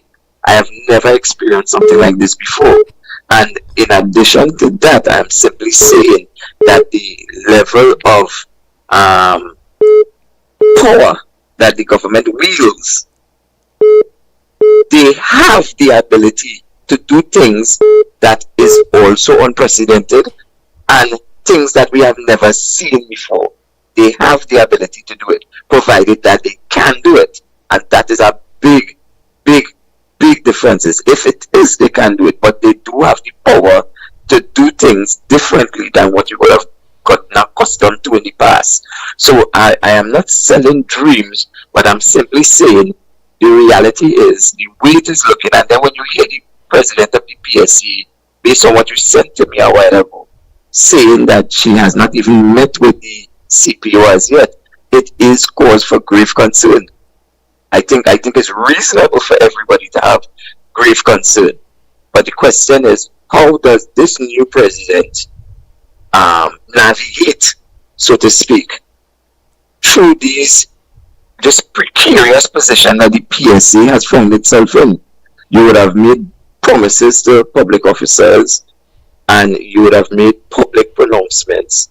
And the question tonight is, based on what you would have put out there, you didn't give the public servants hope as you were given, and you were speaking confidently that you were hoping to get this achieved and dealt with by Christmas. But based on what you would have sent to me tonight, that statement has changed. So it isn't hopeful again. The window of opportunity for payments to be made in such a short period of time is slowly diminishing. And that is what would cause any reasonable person to question. Any reasonable person will question that. So let me ask you this, Oral. Do you think that public servants are just going to roll over and say, well, we ain't get it for Christmas, so whatever, we will wait until whenever we get it? Or do you think that do you think that they should call on their president who promised them that they will, or who tell them they will get it for Christmas, to resign because you're incompetent? You sold us Lou. You sold us a dream. Well, that is really a serious situation that you have put out there. My experience in terms of public officers is that they will just complain, and I am not saying it happily. I'm not saying it with any joy in my heart.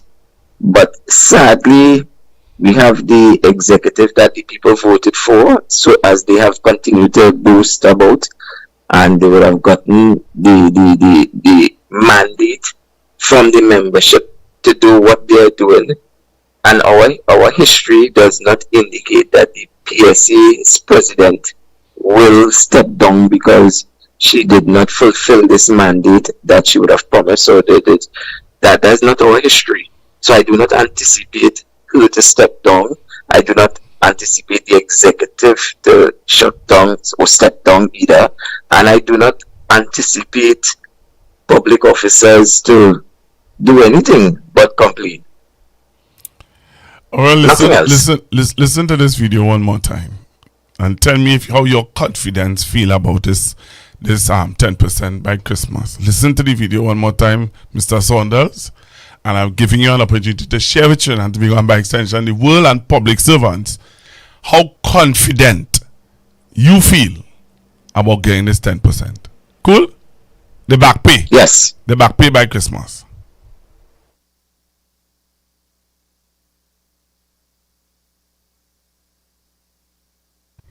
Finance Minister Devendranath Tanku has given the green light for the Chief Personnel Officer to proceed with the proposed 10% wage negotiations for public servants. However, Tanku acknowledged that the CPO still has a few prerequisites to finalize before face-to-face negotiations with the Public Services Association can begin.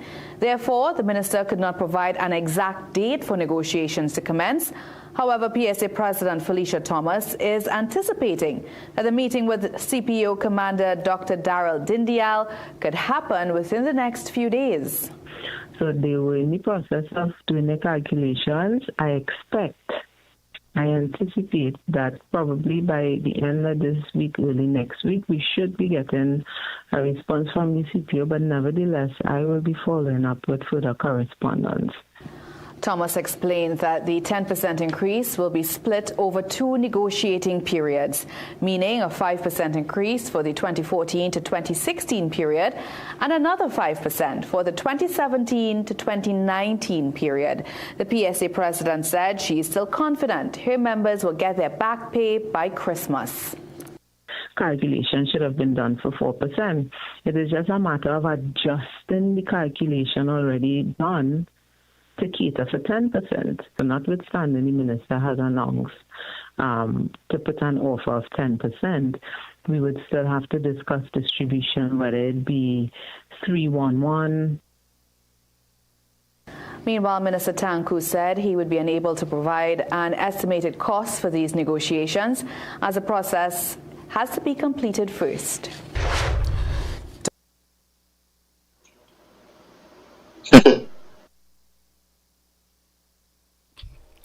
All yours, Mr. Saunders. Well, based on that is a very serious clipping because it indicates to the average viewer, the average listener, the average public officer that the promise of it being paid for Christmas does not seem likely at this current time. Sad to say, it doesn't look that way. So my being real and forthright and telling people as the truth as it is, I was wrong. Well, you can't say that you weren't wrong because the time has not come as yet. So there is still time. Now, what you could say is that based on everything that is before you at present, it seems very unlikely. In fact, the window is getting smaller for that to be materialized. Because if it is today, is the 10th of November, and they have not even met as yet, it's cause for concern. Not panic. I don't want to say the sky is falling, but every single public officer in Trinidad and Tobago, as well as persons who work within the statutory authorities and the Tobago House of Assembly, I would advise them to pay particular attention to how this situation is playing out. As I said, I don't want to say no, because the government has the power to do things differently. However, I respect your position, Pastor Google, based on what is before you. And what is before you, you can't say if it walks like a duck, then it could be a giraffe. Chances are it is a duck. So you're looking at it. But at the end of the day, we still have time to see if this can materialize. If they will, and I think that this was a significant campaign promise of the existing government. If the government fails to honor this commitment through the finance minister, then that in itself may have political vibrations that could view the existing government in a particular way based on what was said and what was promised.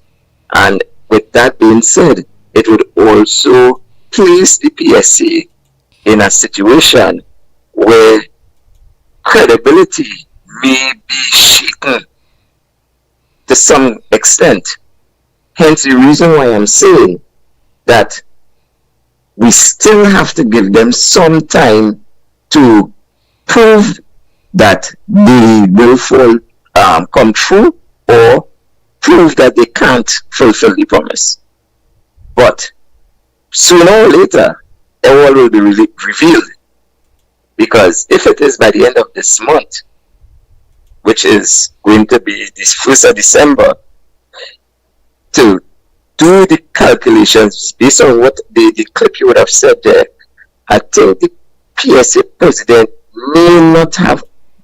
she may not be as correct as she may think, or maybe she's thinking about this entire exercise to be too simplistic, because chances are it is not a simple process. I could tell you, when it is normally just for 3 years, public officers have to be working overtime every single day, including public holidays, including weekends, going up to 10, 12 o'clock every night, working to make this happen. And the window, as I said, is closing in. But who knows? Maybe if they could have a miracle meeting, today is what? Monday, let us say they have a miracle weekend at the end of this week, and it is agreed upon, and they get the green light in terms of how they are going to break down the percentages, because that is the critical point. The critical point, Pastor Google, is how are they going to break? I'm not even talking about 10%. How, whatever is the figure, whether it is 1%, whether it's 10%, whether it's 20%, whether it's 14%, how they break it down in itself would come at a costing that has to be carefully done. The paperwork, as we would call it, the finances, to make sure that persons who, if they are actually being paid at the correct incremental point, and that is even before the negotiations start. These are the things that I would have asked if I were the PSA president, while we are waiting for this to commence in terms of the negotiations. My focus would have been, if it is we know we are going to get 10%, if I were to put myself in the shoes of the PSA president, if I know for a fact that we are going to get a 10% salary increase for public officers, my focus from since the budget read to now, which should be the focus of the PSA anyway, you take it, but the focus should be on ensuring that every single public officer is being paid at their correct incremental point. And if you have public officers online, they could tell you, I could imagine they could be saying yes or yeah, you're right, because I am supposed to be at this point in the salary scale, and I'm not. I am missing 2 increments, I'm missing 3 increments, I'm missing 4 increments. All of these things can impact how your salary increase is going to be. So what the focus of the current president should have been, or she could have had her executive officers doing it and having regular meetings with the permanent secretaries, is to ensure that all public officers, in anticipation of whatever they are going to agree upon, that persons are being paid at the correct incremental point. That to me is the most basic thing that they could have been doing at this point in time, so that whenever the negotiations are concluded and we have the exact, if it is 2014 you're going to get 1%, or if it is you're going to get 0%, and then in 2015 you're going to get 2%, and then so forth, or however they want to make up the numbers, it will be easier to apply if it is persons are being paid at the correct incremental points. Mr. Saunders, I hear all of you saying there, you know. Yes. But you know, the Minister of Finance made one statement to null and void this whole discussion. Yes. The question was asked to him about the money. Yes, where it is coming from. It was not budgeted. I hear you. So then, if it wasn't, this is not the first time. What, that money was this is not the first time. That money wasn't budgeted for, and they're going to have a negotiation. Right. So I didn't budget to give my son $100. I didn't budget for it. I get paid, but I didn't budget to give him $100. Right? Yes, because something came up in school and they want $100. You didn't budget for it. You don't have the money for it. No, that is not how that is not the PSA situation. The school tell me in advance that you need to give your son $100 for X, Y, and Z. I negotiated with the teacher. Here we're going on. I will give only $100 for X, Y, and Z. Right? Mm-hmm. I budget, but I didn't budget for the $100. I forget $100, or I didn't budget for it. Yes. My son come and said, Daddy, I need the $100. Yes. I turn and I say, let's you will sit down and discuss. We will sit down and discuss it, right? But I had to put things in place first before we sit down and discuss it. I had to some paperwork to do, I had some stuff to work out, and then we go sit down and discuss it. But I didn't budget for it. I already don't have it, you know, because I didn't budget for it. Yes, but even though you didn't budget for it, because of what the importance of the $100 represents for your son's education, you may find the means to get it. Where they gonna find it from, Oral? You being on you are that what tell you you are being very technical, but the reality of 6 months, wait just now, the reality of living in this country for 6 months under this new government has shown us that they do not have it. If they had it oral, let me be real. This is the UNC we're talking about. This is a campaign promise that they made. If they had it, they would have budgeted, they would have make a whole bacchanal about how they budget for it and look public servants going and get it for Christmas. Stick up in. How much money does the Heritage and Stabilization Fund have in it? Oh, so you saying that they would take it from the stable heritage? It's a possibility. But they don't take a possibility. But they don't take out money from there already. And if they take out any more, our country is going to be in problems. And if it is that the country has to go to the IMF, or if it is the government can raise funds from the local banks, which is the shareholding in the Republic Bank and the First Citizens Bank, I do not know. It is a possibility. So what I'm saying. So then, if they know that, wait, just now, oral. If they knew that, why didn't they do it in the budget? Well, their defense is they cannot go and ask for money borrow, or they cannot request money borrow until they have quantified the exact amount of money that they will be owing to public officers, which is a fair statement to make. They didn't make that. They didn't make that statement. You making that statement. I agree. Well, so right now you are their lawyer. You are their defense lawyer. They did not say that to the nation. No, because what you saying there may be a reasonable explanation, but they're not giving that. And that is what I'm thinking. Right, and if they are not doing that, then they are at fault. At the end of the day, what I am looking at is the possibilities and the situation that we have found ourselves in.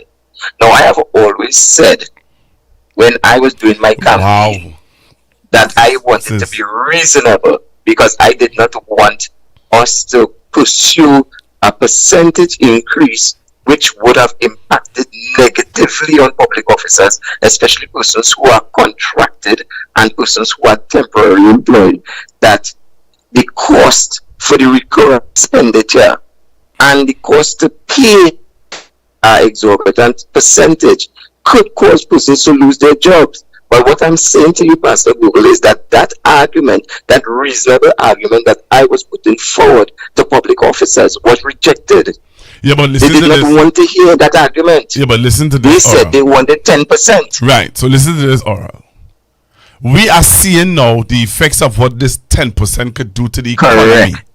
If you all get that 10%, you know that it is going to affect the economy in a terrible way. And let me ask you something. It is going to come at a cost. Yes. It is going to come at a cost. So let me ask you this now, oral. So you are saying to me, you are the one who juxtapose and float the balloon up in the air, that they can take it from the stable and the Heritage and Stabilization Fund. No, that's one argument. They could get it from the local banks, they could get it from the IMF. What different scenarios they could play? I done.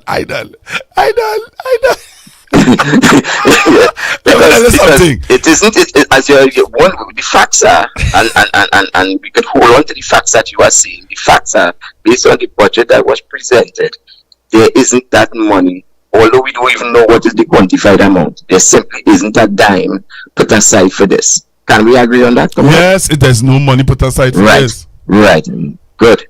So if it is that there's no money put aside, I am saying it could be because they are going to source this money from somewhere, but they need to know exactly how much it is going to cost.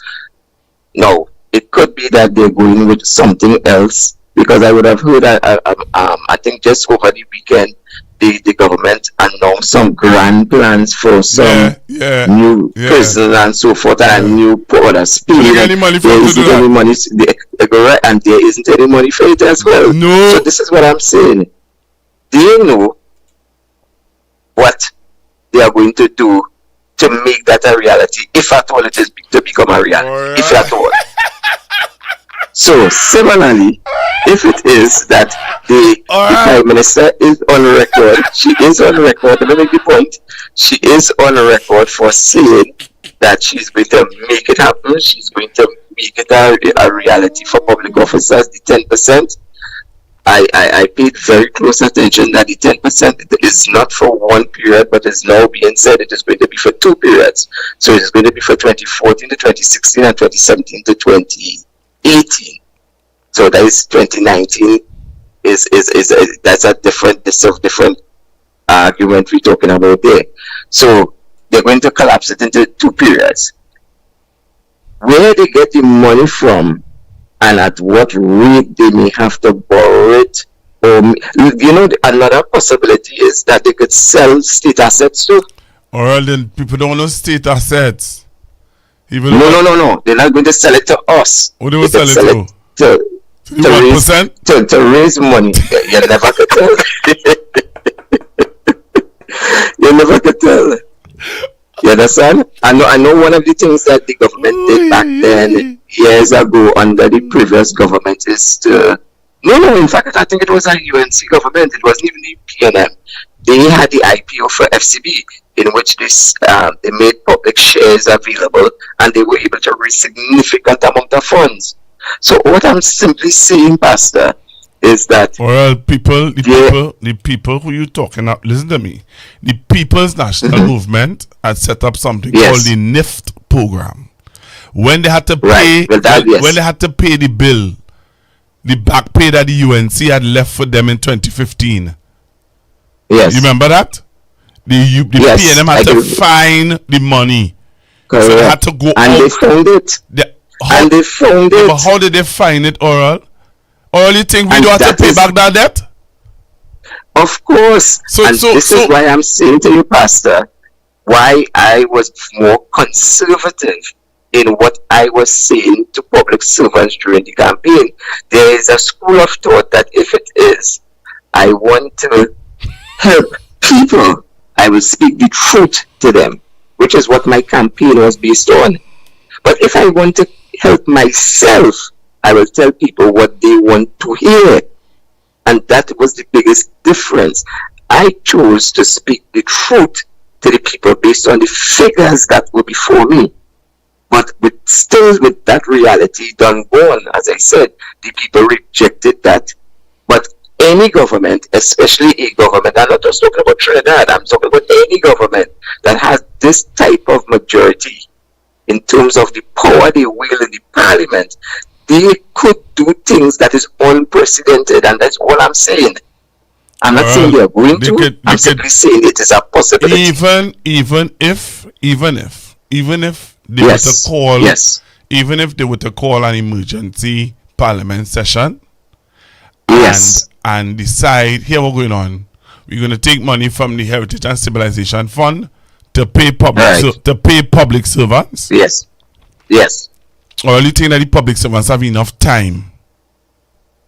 You saying that they're going to be motivated because it's their money to do things fast enough for Christmas? I'm not saying everybody will get. But I know for a fact it will make a difference to them in terms of how they work, because that money. But do you think that they will their money? Right. So do you think that they will be able to do it in time for people to get it for Christmas?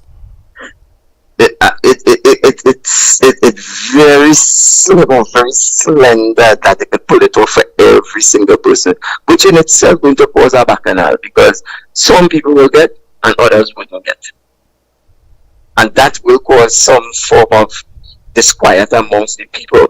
But what persons will be hopeful for is the fact that they know it is the process has been initiated and it's on its way. So it's like you have a best scenario. Your best scenario is that the aim is for Christmas, but if it falls short, you want to know at least the process has begun. So it's just a matter of time for you to get it. But it is a very slim window. It is. I am saying to you, it is a very slim window. And it takes me back to what Dr. Rowley said. I remember him saying it. He said, many of you will get your back pay, but you will go home. But you will go home. I hear the Prime Minister said something. She said, I'm going to get rid of all contract workers. People need to be permanent. No more contract work. There's a whole section of people there going home. There's a lot. Or it could mean that we know for a fact, Pastor Google, that there are hundreds of vacancies in the public service. If your wage bill is going to go up, Oral? No. Listen to what I'm saying. If it is these contract workers are already in the system, chances are these contract workers are making more money than a public officer who's doing the same job. Because with the contract worker, they do not have a pension to collect. Chances are they would only get a gratuity payment at the end of the contractual period. Right. So what I'm saying is that if it is you're going to move these persons from out of contracts and bring them into the central public service, it will come at a cost, but it may not be as exorbitant as one may think. But that too will be a nightmare to bring those persons on board. That will be a very, very time-consuming process, very difficult. Okay. Well, all right. Not impossible, but very challenging. Let me use that word. Probably that's similar to what I have said in terms of the Christmas deadline that was given. It's a small window. Challenging deadline. Yeah. Very challenging Small deadline. window. Very challenging. Thank you very much, Slim.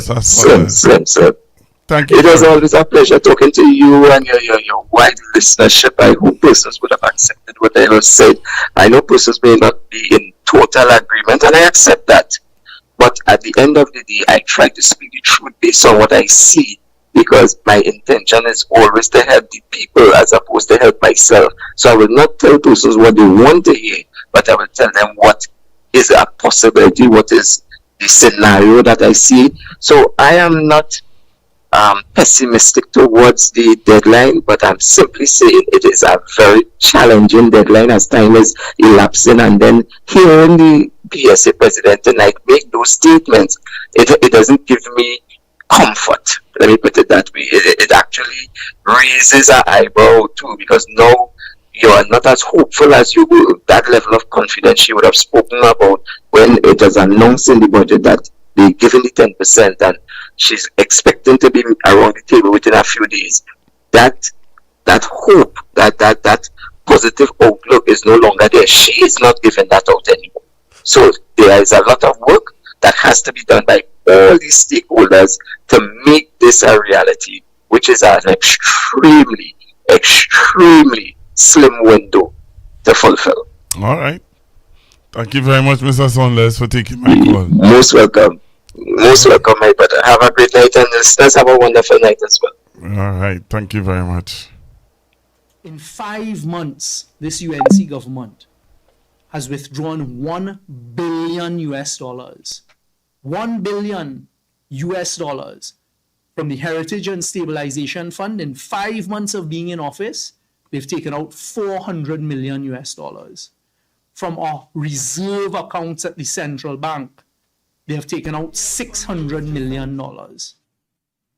I was asking two of the leading banks in Trinidad and Tobago last week, did they get an increase in the supply of US dollars in the last 5 months?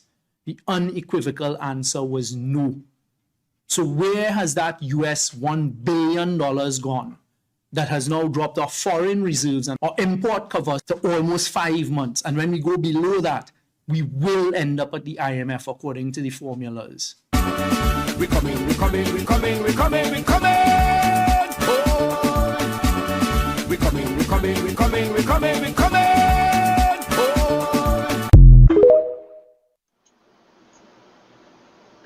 All right. Hello, good evening, caller. Hi, good afternoon, Pastor. Good evening. Pastor, I'm a person I was trying to be more or less optimistic, but I'll be realistic. Given the fact that has to be paid on or before the 15th of next month, this is the 10th. Tomorrow will be the 11th. We were here before, we were here last week, so everything.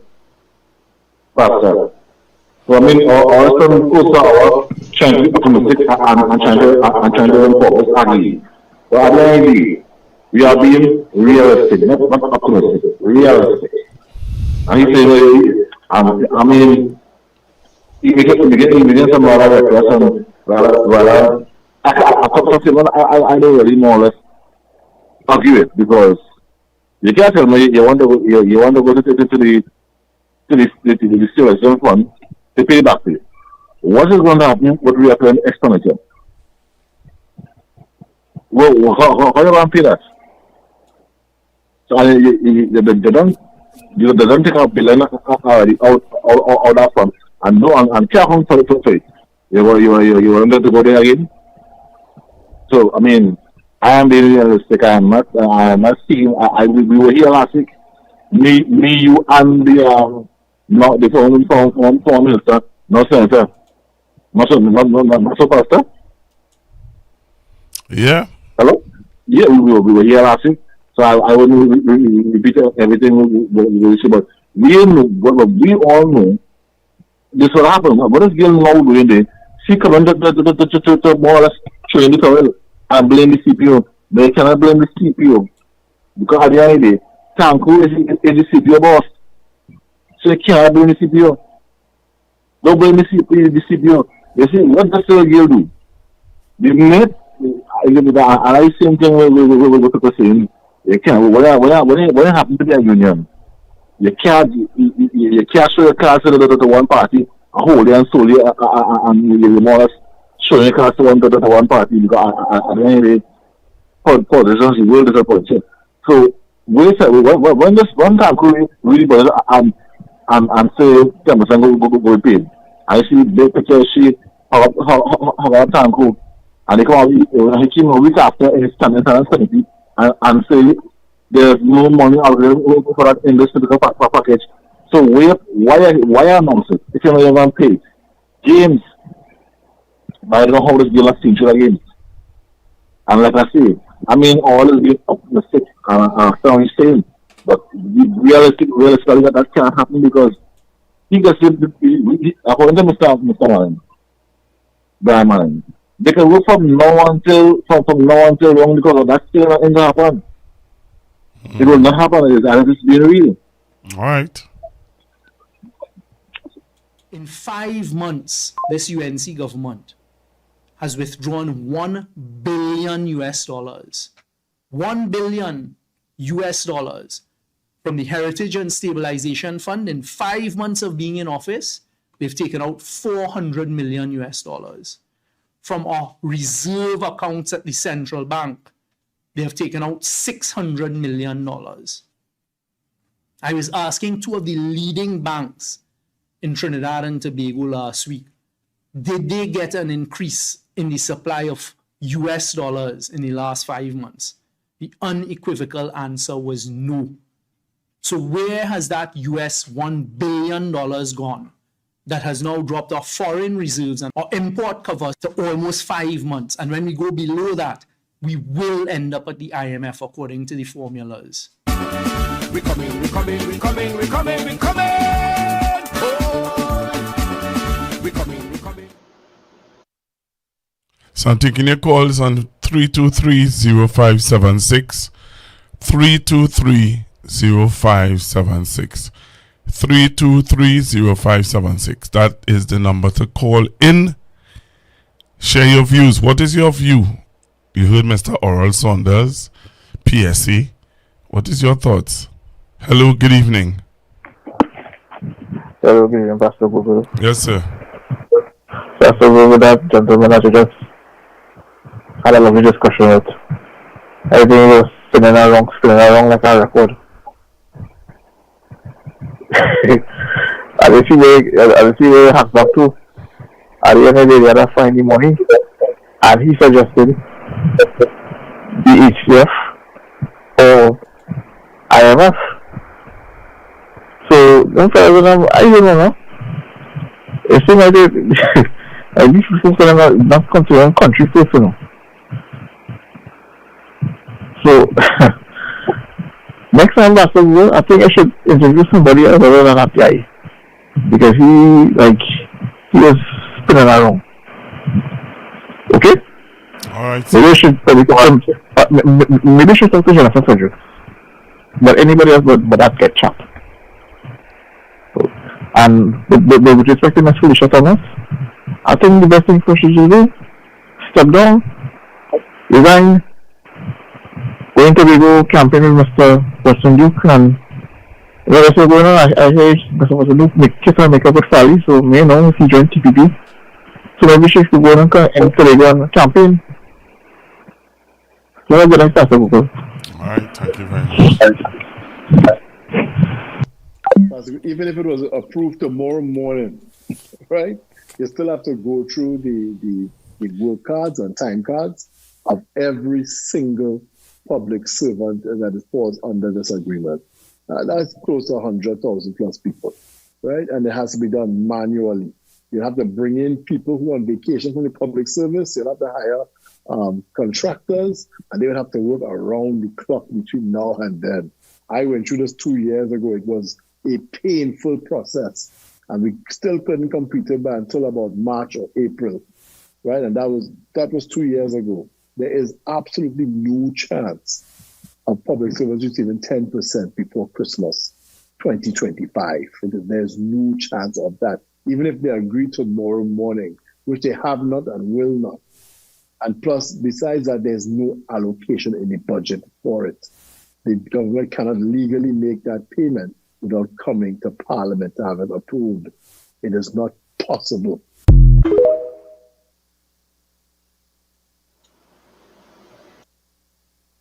The government cannot.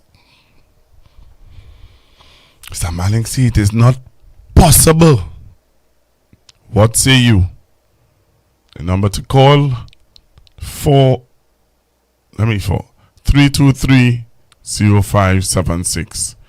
323-0576.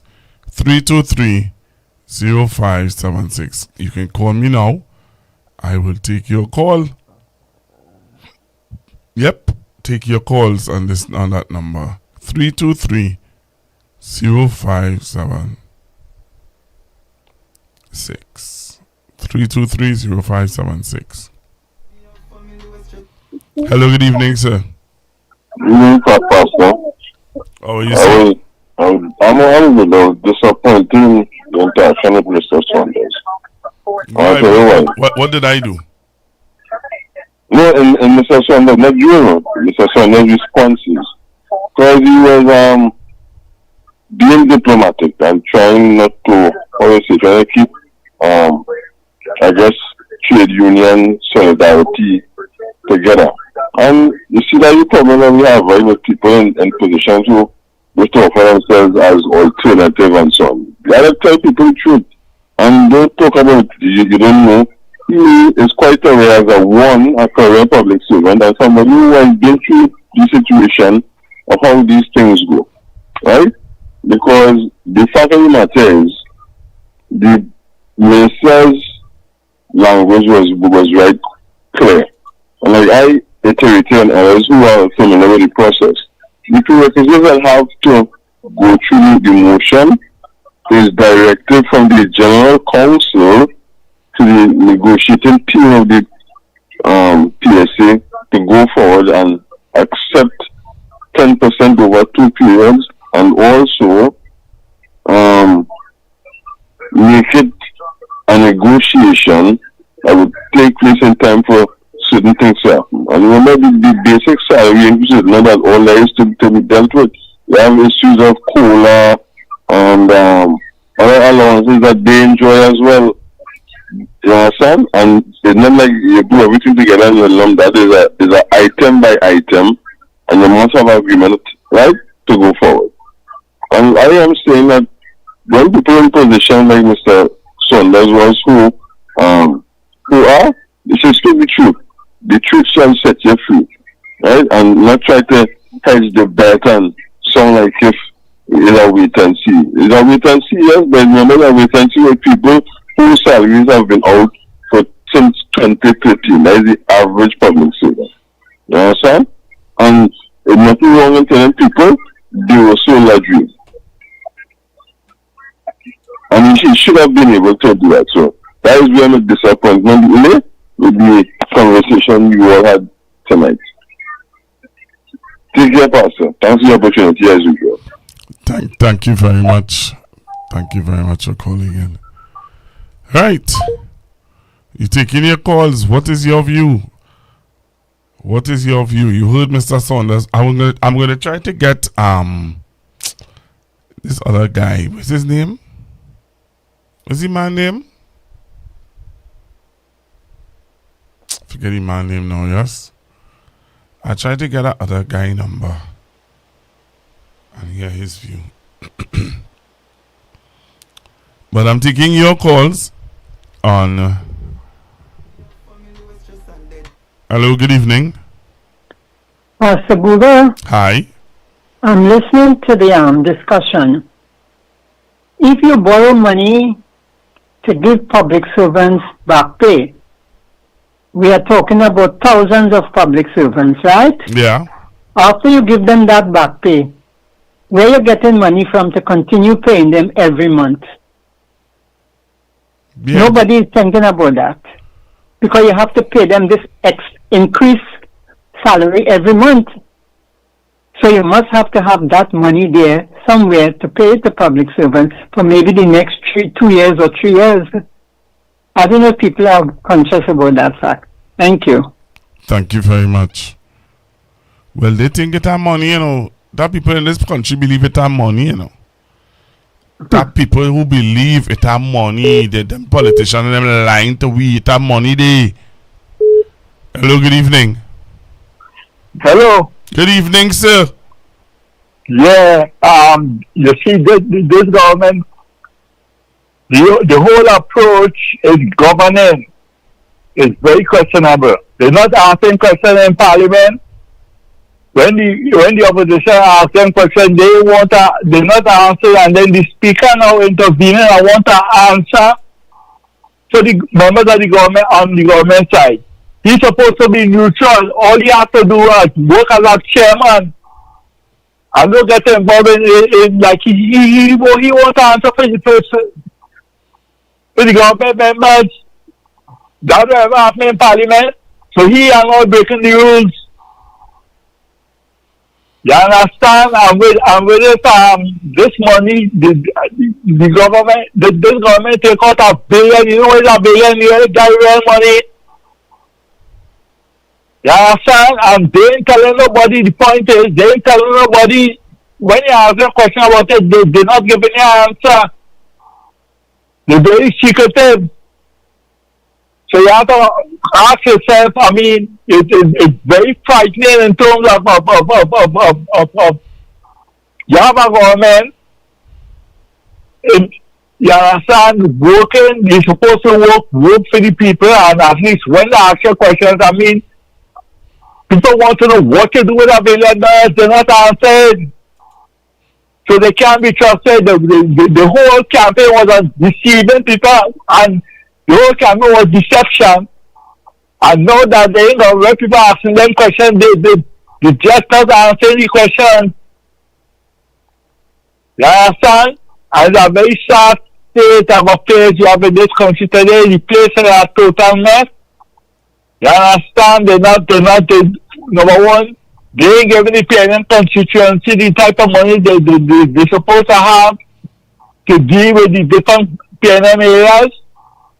You think PNM could have done that? PNM would have never do that wouldn't be PNM. They're massively discriminating. All right, you understand? You. All right, thank you very much. It's a very upsetting and a very thing on top of the practicing racism. How you could be practicing racism with this country is a breakup of different races. All right. And you have to deal with everybody fair. You can't be discriminating. That could just create social problems in the country. All right. Thank you very much. Thank you. Yeah.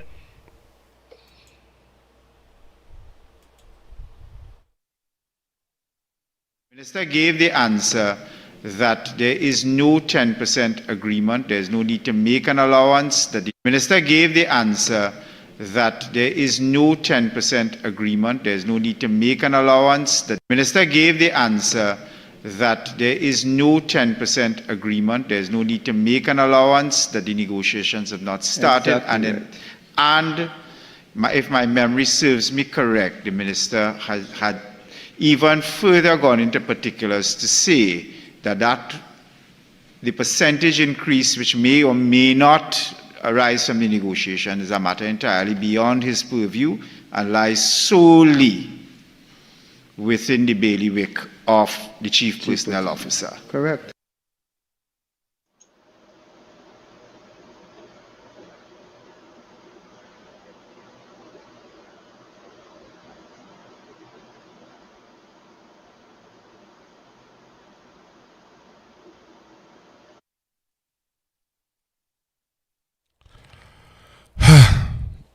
I don't know what to say, though.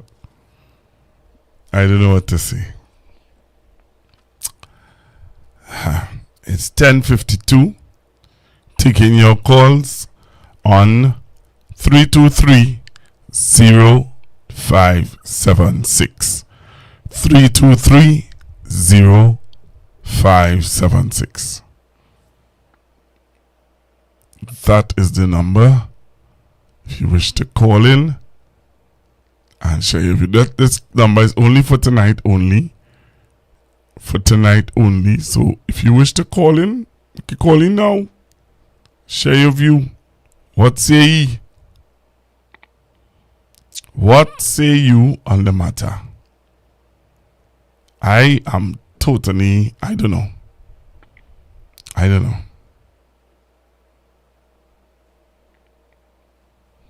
Hello, good evening. Hello, good night, Pastor. Good evening, sir. I hope everything was good with you over the weekend, and hope we're having a good show this week. Hey, Pastor, I agree with Mr. Saunders in a way, where he suggests that the government will have to sell out some of the state assets. Because I was reviewing the program. Why I say that? I was reviewing the grandeur that we had over the weekend there with Mrs. Prasad and she government. We are finding the money. The government really have no money to pay the PSA workers. I mean, last week, we went through it with Mr. Manning. Mr. Manning came out on a post. He put it up. He was criticized, but the point is they have no money. But coming back to my point, last week, the Prime Minister tried to ask the 1%ers to help she find the money to support she program of the revitalization blueprint. Now, tying to what Mr. Saunders saying, right? If you sell out these state assets and you have the private sector there now watching your state assets there up for sale, and everybody will want to jump in and take eat a the pie. So what it is this government trying to tell us now in code, because they like code. They're trying to tell us, hey, we're going to privatize. Because even in the elections, we were won by Mr. Stuart Young, by Dr. Rowley, because Stuart Young put it up on a projector. The thing that they will aim to is to privatize or sell some of the state assets. And this is what they're looking at. They're looking at a sort of privatization to get the money. Because that is the Prime Minister, she always saying she will find the money. How we getting the money? Don't worry, by God's grace, we will find the money. By finding the money is privatization. And that is my contribution for tonight. Okay. So the caller is saying that he believes that they're going to privatize. That's what he believes. That they may just privatize. Okay. I hear your caller. I hear you. I hear you loud and clear. Come look at this. Imagine this. This really happened. This is a true story. Imagine a 1%er. Let me see that again. Imagine a 1%er walks into the office of Minister Jillian John. He comes in with a folder with paper and he puts the paper on the desk. And you know what is on that paper? Puts that paper and he tells her he wants land at Invaders Bay. What? He said he's getting a loan from Republic Bank to buy the land. Of course, at reduced discounted prices. And guess what? He's then getting a loan from the same Republic Bank to build a building. And then the same Republic Bank will rent the building from him to allow him to repay the loan and make a profit. Wow. This is a real story.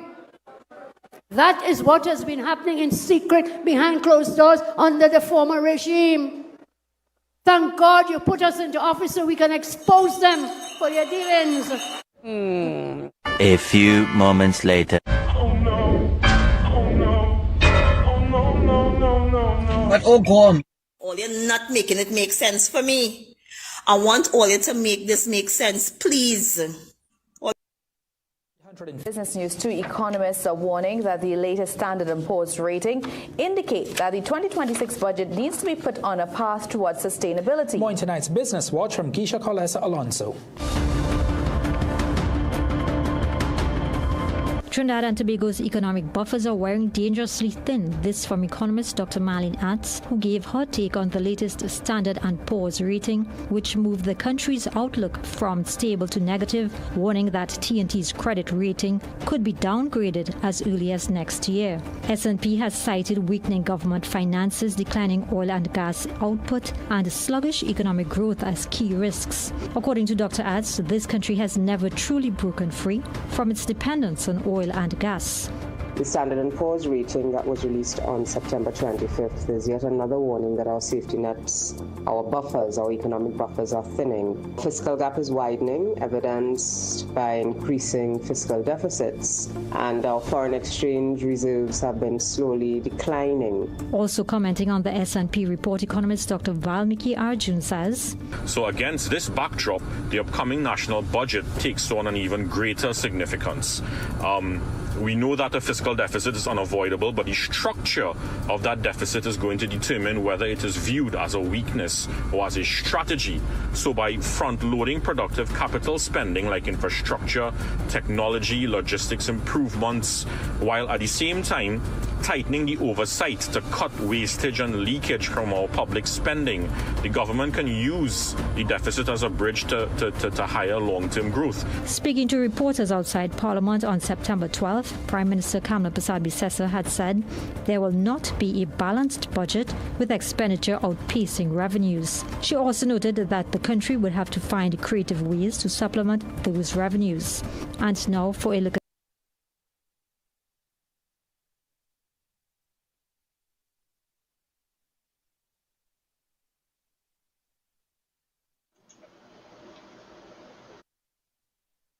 I would love to find the video where Dr. Rowley said, many of you're outside my office demanding that you get a back pay. Many of you will get that back pay and go home. Hello, good evening. Hello, good evening. Hello. Hi, good evening. Yes, Pastor Guru. Number one, you can't borrow money from the IMF to pay public servants. They don't do that at all. Number two, anytime you reach by the IMF, it's because they're looking to cut the public service.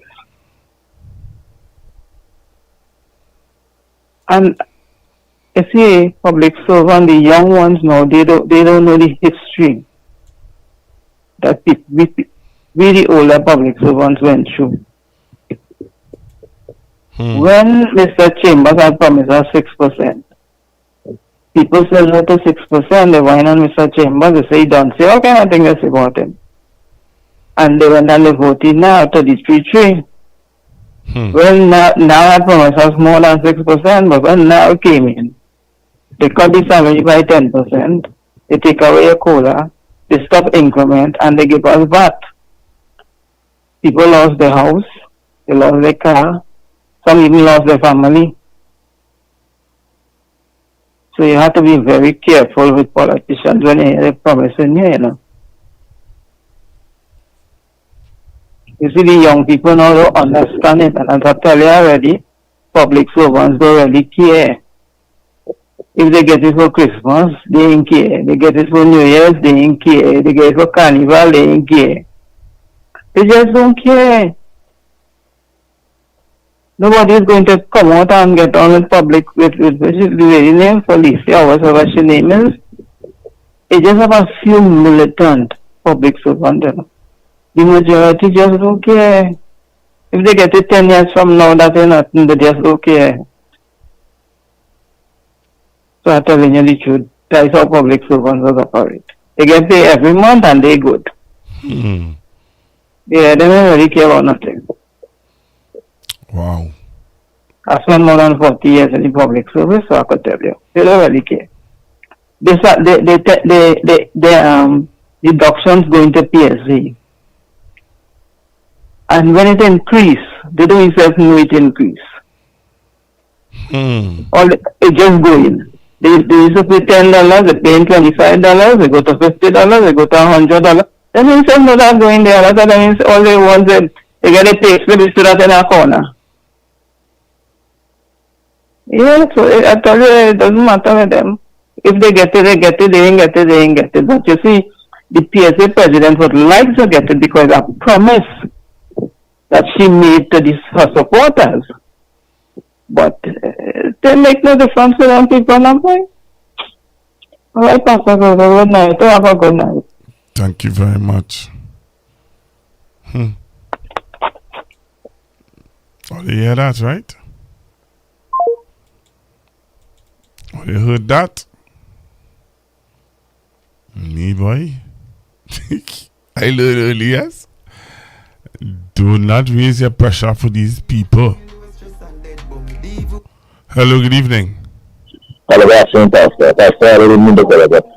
You call I see call earlier. You're the man going to I mean, he did this so right in many ways. One, and two, the lady was called for me. She is fair because I recall everything. And their sentiments is that they were 10 years on that plan, so sure they can wait. They can wait and see how long they go for. And the more or less, the president, the so-called president, she make deal and she make promise. So now, and she telling people, she told people and give them the assurance that before Christmas will get. So then she like this now.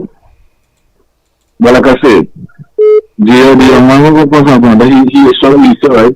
They could be headed for Edward. They could have done more or less liquidated these companies to more or less the private sector. So the lady was before me, she did it. Once they get the money in the hand, they don't care. And they are not going to go to play for the president because they don't move like that. All right. Thank you. Hello, good evening. Good evening, Pastor Google. Well, listening to Sanders and two other people, I feel they're going to pay the money. The government going to pay them the money. I feel she cut a deal with Trump and Marco Rubio. She cut a deal with them and she will get, them will give she the money. And they will get the money. Let me hope, let me see that things work out good with Venezuela and the Americans, and she will get the money from them. I just feel she cut a deal from them because she is doing all those things just on she own. She had to cut a deal somewhere with them. So let me hold on and wait to see what's going on later. I don't know what deal you're talking about, but you really think them care about public servants in Trinidad and Tobago? Donald Trump and Romeo? You really think that they care? Do the public servants get back pay? Let's be real, eh? They don't care about that. They don't care about that. Stop fooling ourselves. Alright? Let us stop doing that, please. Well, I hear you and I understand what you're trying to say, but the reality of it is, no, they don't care. If back P get paid, if Barry get paid, if whoever get paid, them don't care. Last caller. Hello, good evening. Hello, good night, Pastor Google. I can't believe my ears from that last caller about what about the Prime Minister making a deal with Donald Trump and getting the money. Is that what I'm hearing, Pastor Google? Well, he thinks so. He just believes that this and how she's behaving, it appears that way to him. This country, 1.4 million, 1.3 million, against a large country of 28 million. You think these people will be alive? If God forbid that open hostility, open war take place, you think certain people will have time to enjoy that money? Well, based on what based on what I am seeing, or I don't know how true it is, but I think that Congress has told Donald Trump that he has to pull out from Venezuela. And that's the other problem too. Now, even if it is that they're not going to conduct any airstrikes, we will still have the problem of our next door neighbor. We can no longer get oil and gas from them again. I think that is where CARICOM comes in, and they can be a mediator between us and them.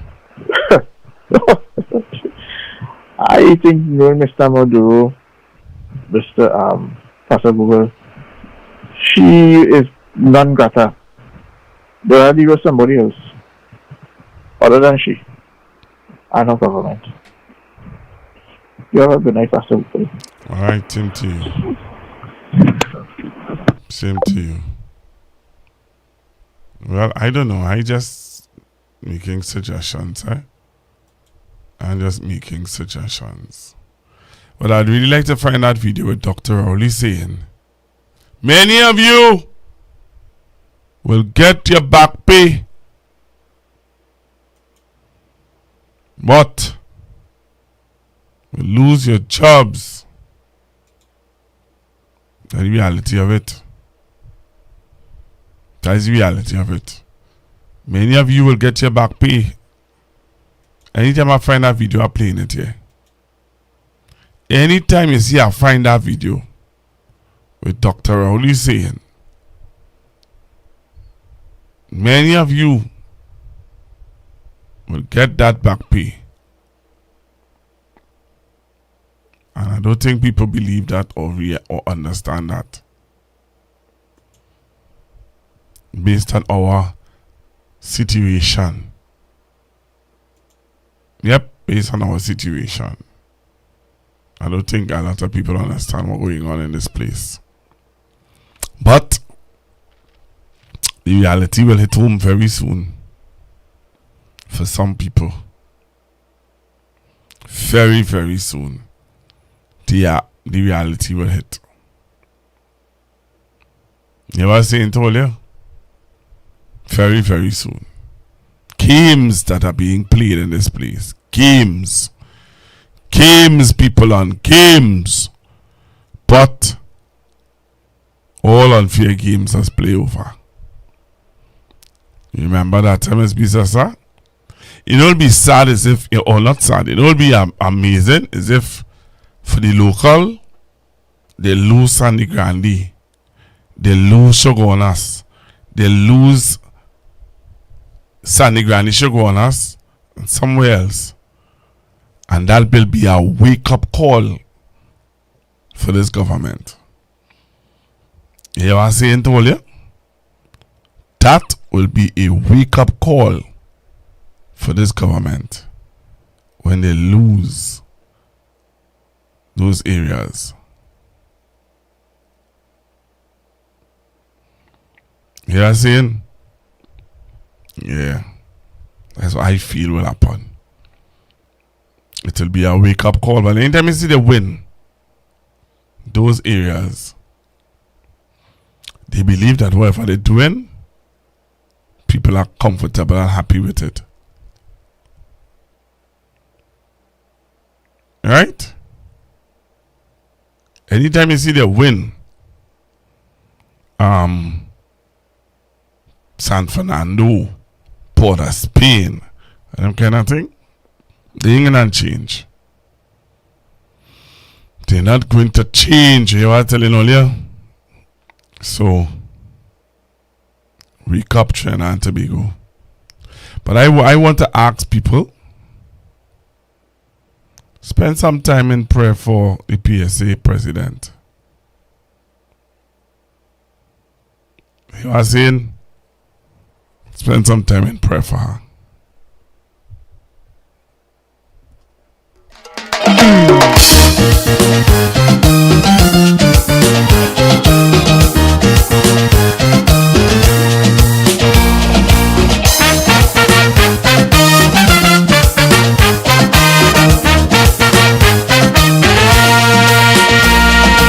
There is none so blind that wouldn't see. In blind man land, one-eyed man is king. In this time of mock democracy, in one day you will see everything. In this land of vanity, fairy tales and fantasy, hard to tell what's real from what is not. From what I observed last year, funny but it does appear she was walking with her eyes wide shut, cause she act like she didn't know before, fooling people like she sleep 100 years and more, like Rip Van Winkle. So she now awakened to the fact, a new agenda. The man with the money pit named Jack, a big big spender. Listen to the grand charade, white to fly the man a parade, and how we get so much cash. Look how we spending lavish, all the time before she hedge, telling we it's just the ledge. Though this can be Alice, looking more like Alice in Wonderland. Just straight from she palace, I swear this is Alice in Wonderland. Alice in Wonderland. So we say thank you all very much for joining me this evening in Constructive Talk, where we talk current affairs and issues that are happening in Trinidad and Tobago. All the time before you know she swear. Yep, that's all we do, you know. We look at the issues, we look at the news, we draw information from the news, and from pulling information from the news, we develop a discussion and we develop an opinion on what's going on in our country. Keep our country in prayer, because 5 persons murdered over a weekend, and we have a SOE in place. Government minister uncle got murdered. Again, we send our condolences to her family. But I keep telling you guys, and I'll keep saying it over and over,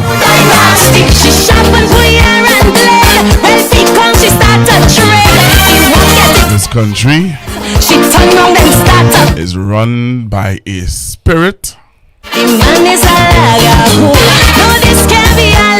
and we have to wake up and see it for what it is. Like the smoke that chalice, no, this must be Malice in Wonderland. Malice in Wonderland. Malice in Wonderland. Malice in Wonderland. I feel like we live in Hollywood, and this is as good as it could get. Like they're filming Shaft or Robin Hood on some Spielberg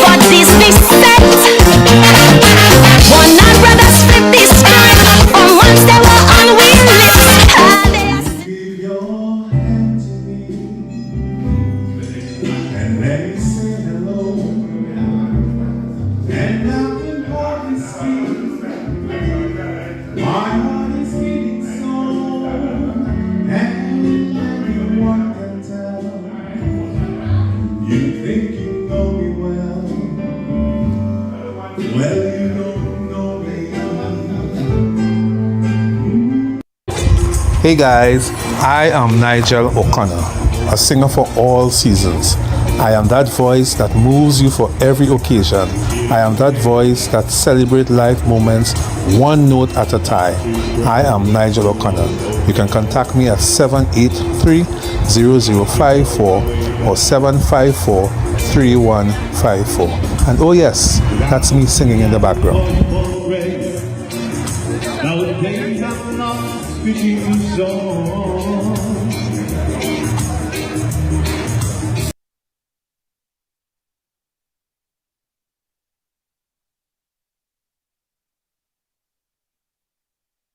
You give your hand to me and let me say hello, and I can hardly speak. My heart is beating so, and anyone can tell. You think you know me well, well you don't know me. Hey guys, I am Nigel O'Connor, a singer for all seasons. I am that voice that moves you for every occasion. I am that voice that celebrates life moments one note at a time. I am Nigel O'Connor. You can contact me at 783-0054 or 754-3154. And oh yes, that's me singing in the background.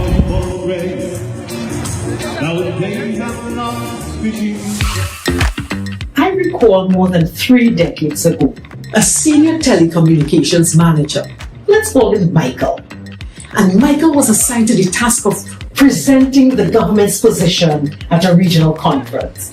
Michael struggled and visibly trembled, especially since he presented after the retired North American ambassador, who had the audience in stitches, laughing up every word. I'm Dr. Madonna Dodd. And I made a silent vow then to help people like Michael, who are technically competent, but who struggle and succumb to fear when speaking in public. Now, as a communications architect, I partner with organizations and individual leaders to transform their leadership presence, including the way they express themselves. So, if your goal is to amplify your authentic voice, influence others, and lead with confidence, join me from October 28th to November 11th for our Communicate with Confidence online course. To all the Michaels, it's possible to overcome fear, step fully into your role, and lead with confidence.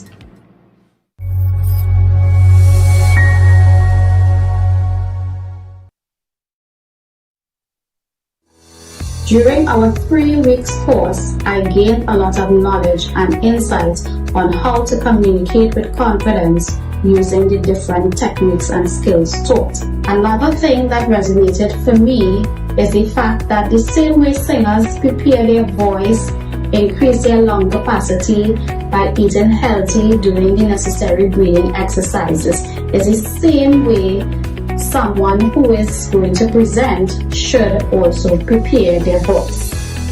For persons who are interested in participating in this course, I say go for it, because you too will be able to find your coping skills, or how the runners and they just psych up themselves when they're on the start line before they start to be focused to finish that race.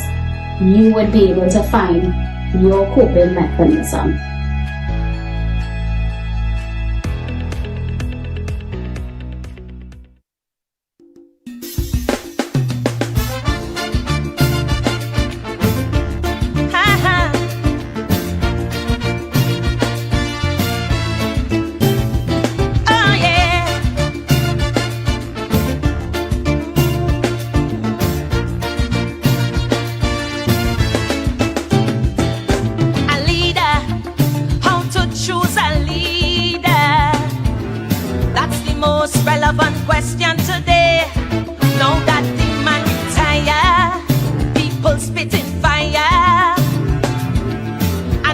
Talking head having their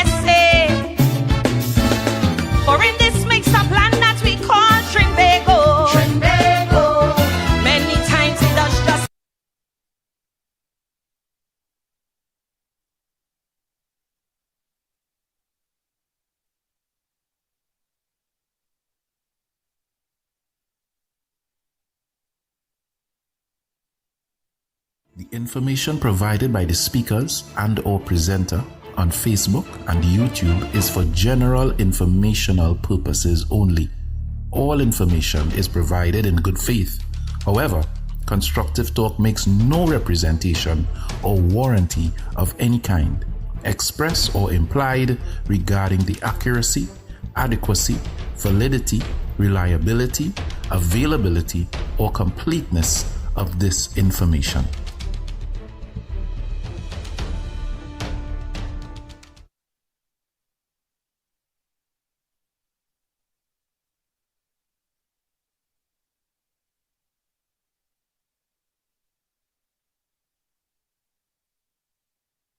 Daddy, what song does keep your family close?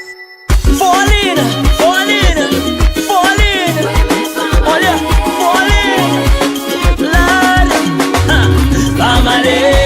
Christmas is a family. From the children to Tante, cousin, uncle and auntie. Family, spend Christmas with family.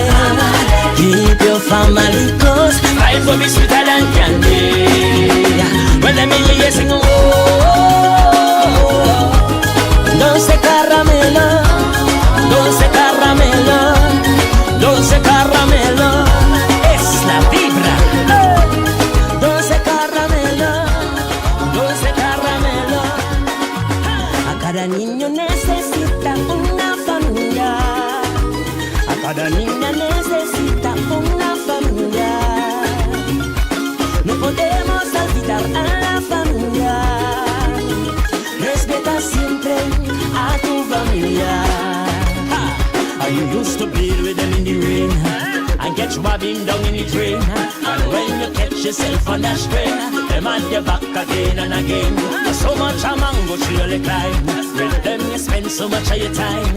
Instead of getting exposed to crime, stay home and have a family line. Family, Christmas is a family. From the children to Tante, cousin, uncle and auntie. Family, spend Christmas with family. Keep your family close. Vibes will be sweeter than candy. Well, let me hear you sing. Oh, dulce caramelo, dulce caramelo, dulce caramelo, dulce caramelo. Family is the first ones that you call. When times get rough and you take a fall. So when things nice and your money tall, then you should link with to have a ball. Or we should put the family first. About their wins we should always bounce. So when you take and your Christmas toast, just for the ones you love the most.